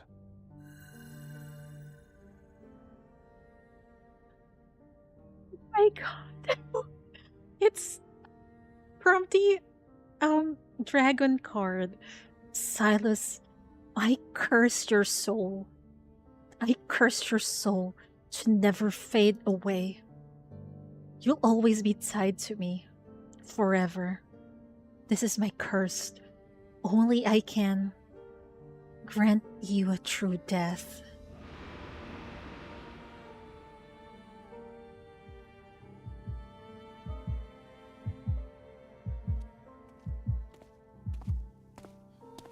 Once again, I walk this path lined with roses. Yet I'm currently holding a blossoming rose. 2 petals are connected as they emanate a golden glow. My body is gradually becoming transparent. The mist before my eyes is gradually dissolving. It reveals an endless darkness, a tunnel leading to a new world.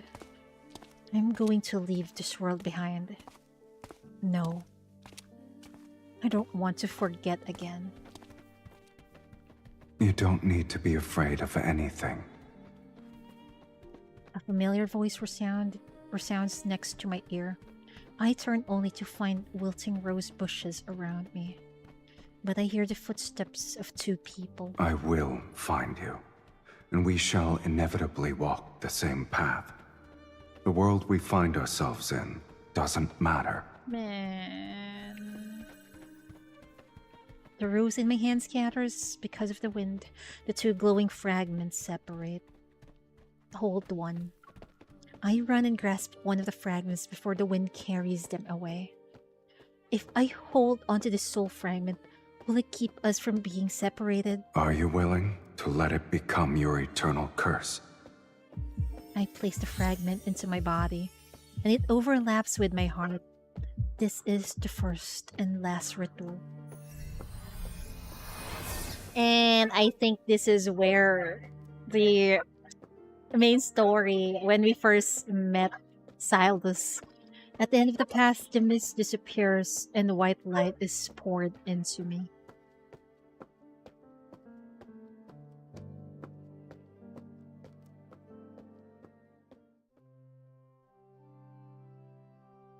I float through time and space.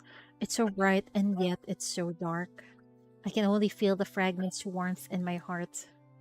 Sylus, what if I forget you again when we meet once more? It doesn't matter. I will recognize you, and we'll be the same. Man. 2 kindred spirits. And he indeed recognized MC. And then we'll begin our new life together. I'm not alone. Within my soul, I carry my beloved. And then that's after this. I think that is the main story where we met Sylus. I think it's sad, but it's hopeful because we know they'll meet again. Man, what a card! Also, Sylus, we need another. I mean, in full, we need another main story chapter, please. I beg of you. Anyway, I need to go. It's already 9 p.m. Bye-bye, Otsu, Chidori. See you all next time. I don't know when, but see you, folks. Bye-bye.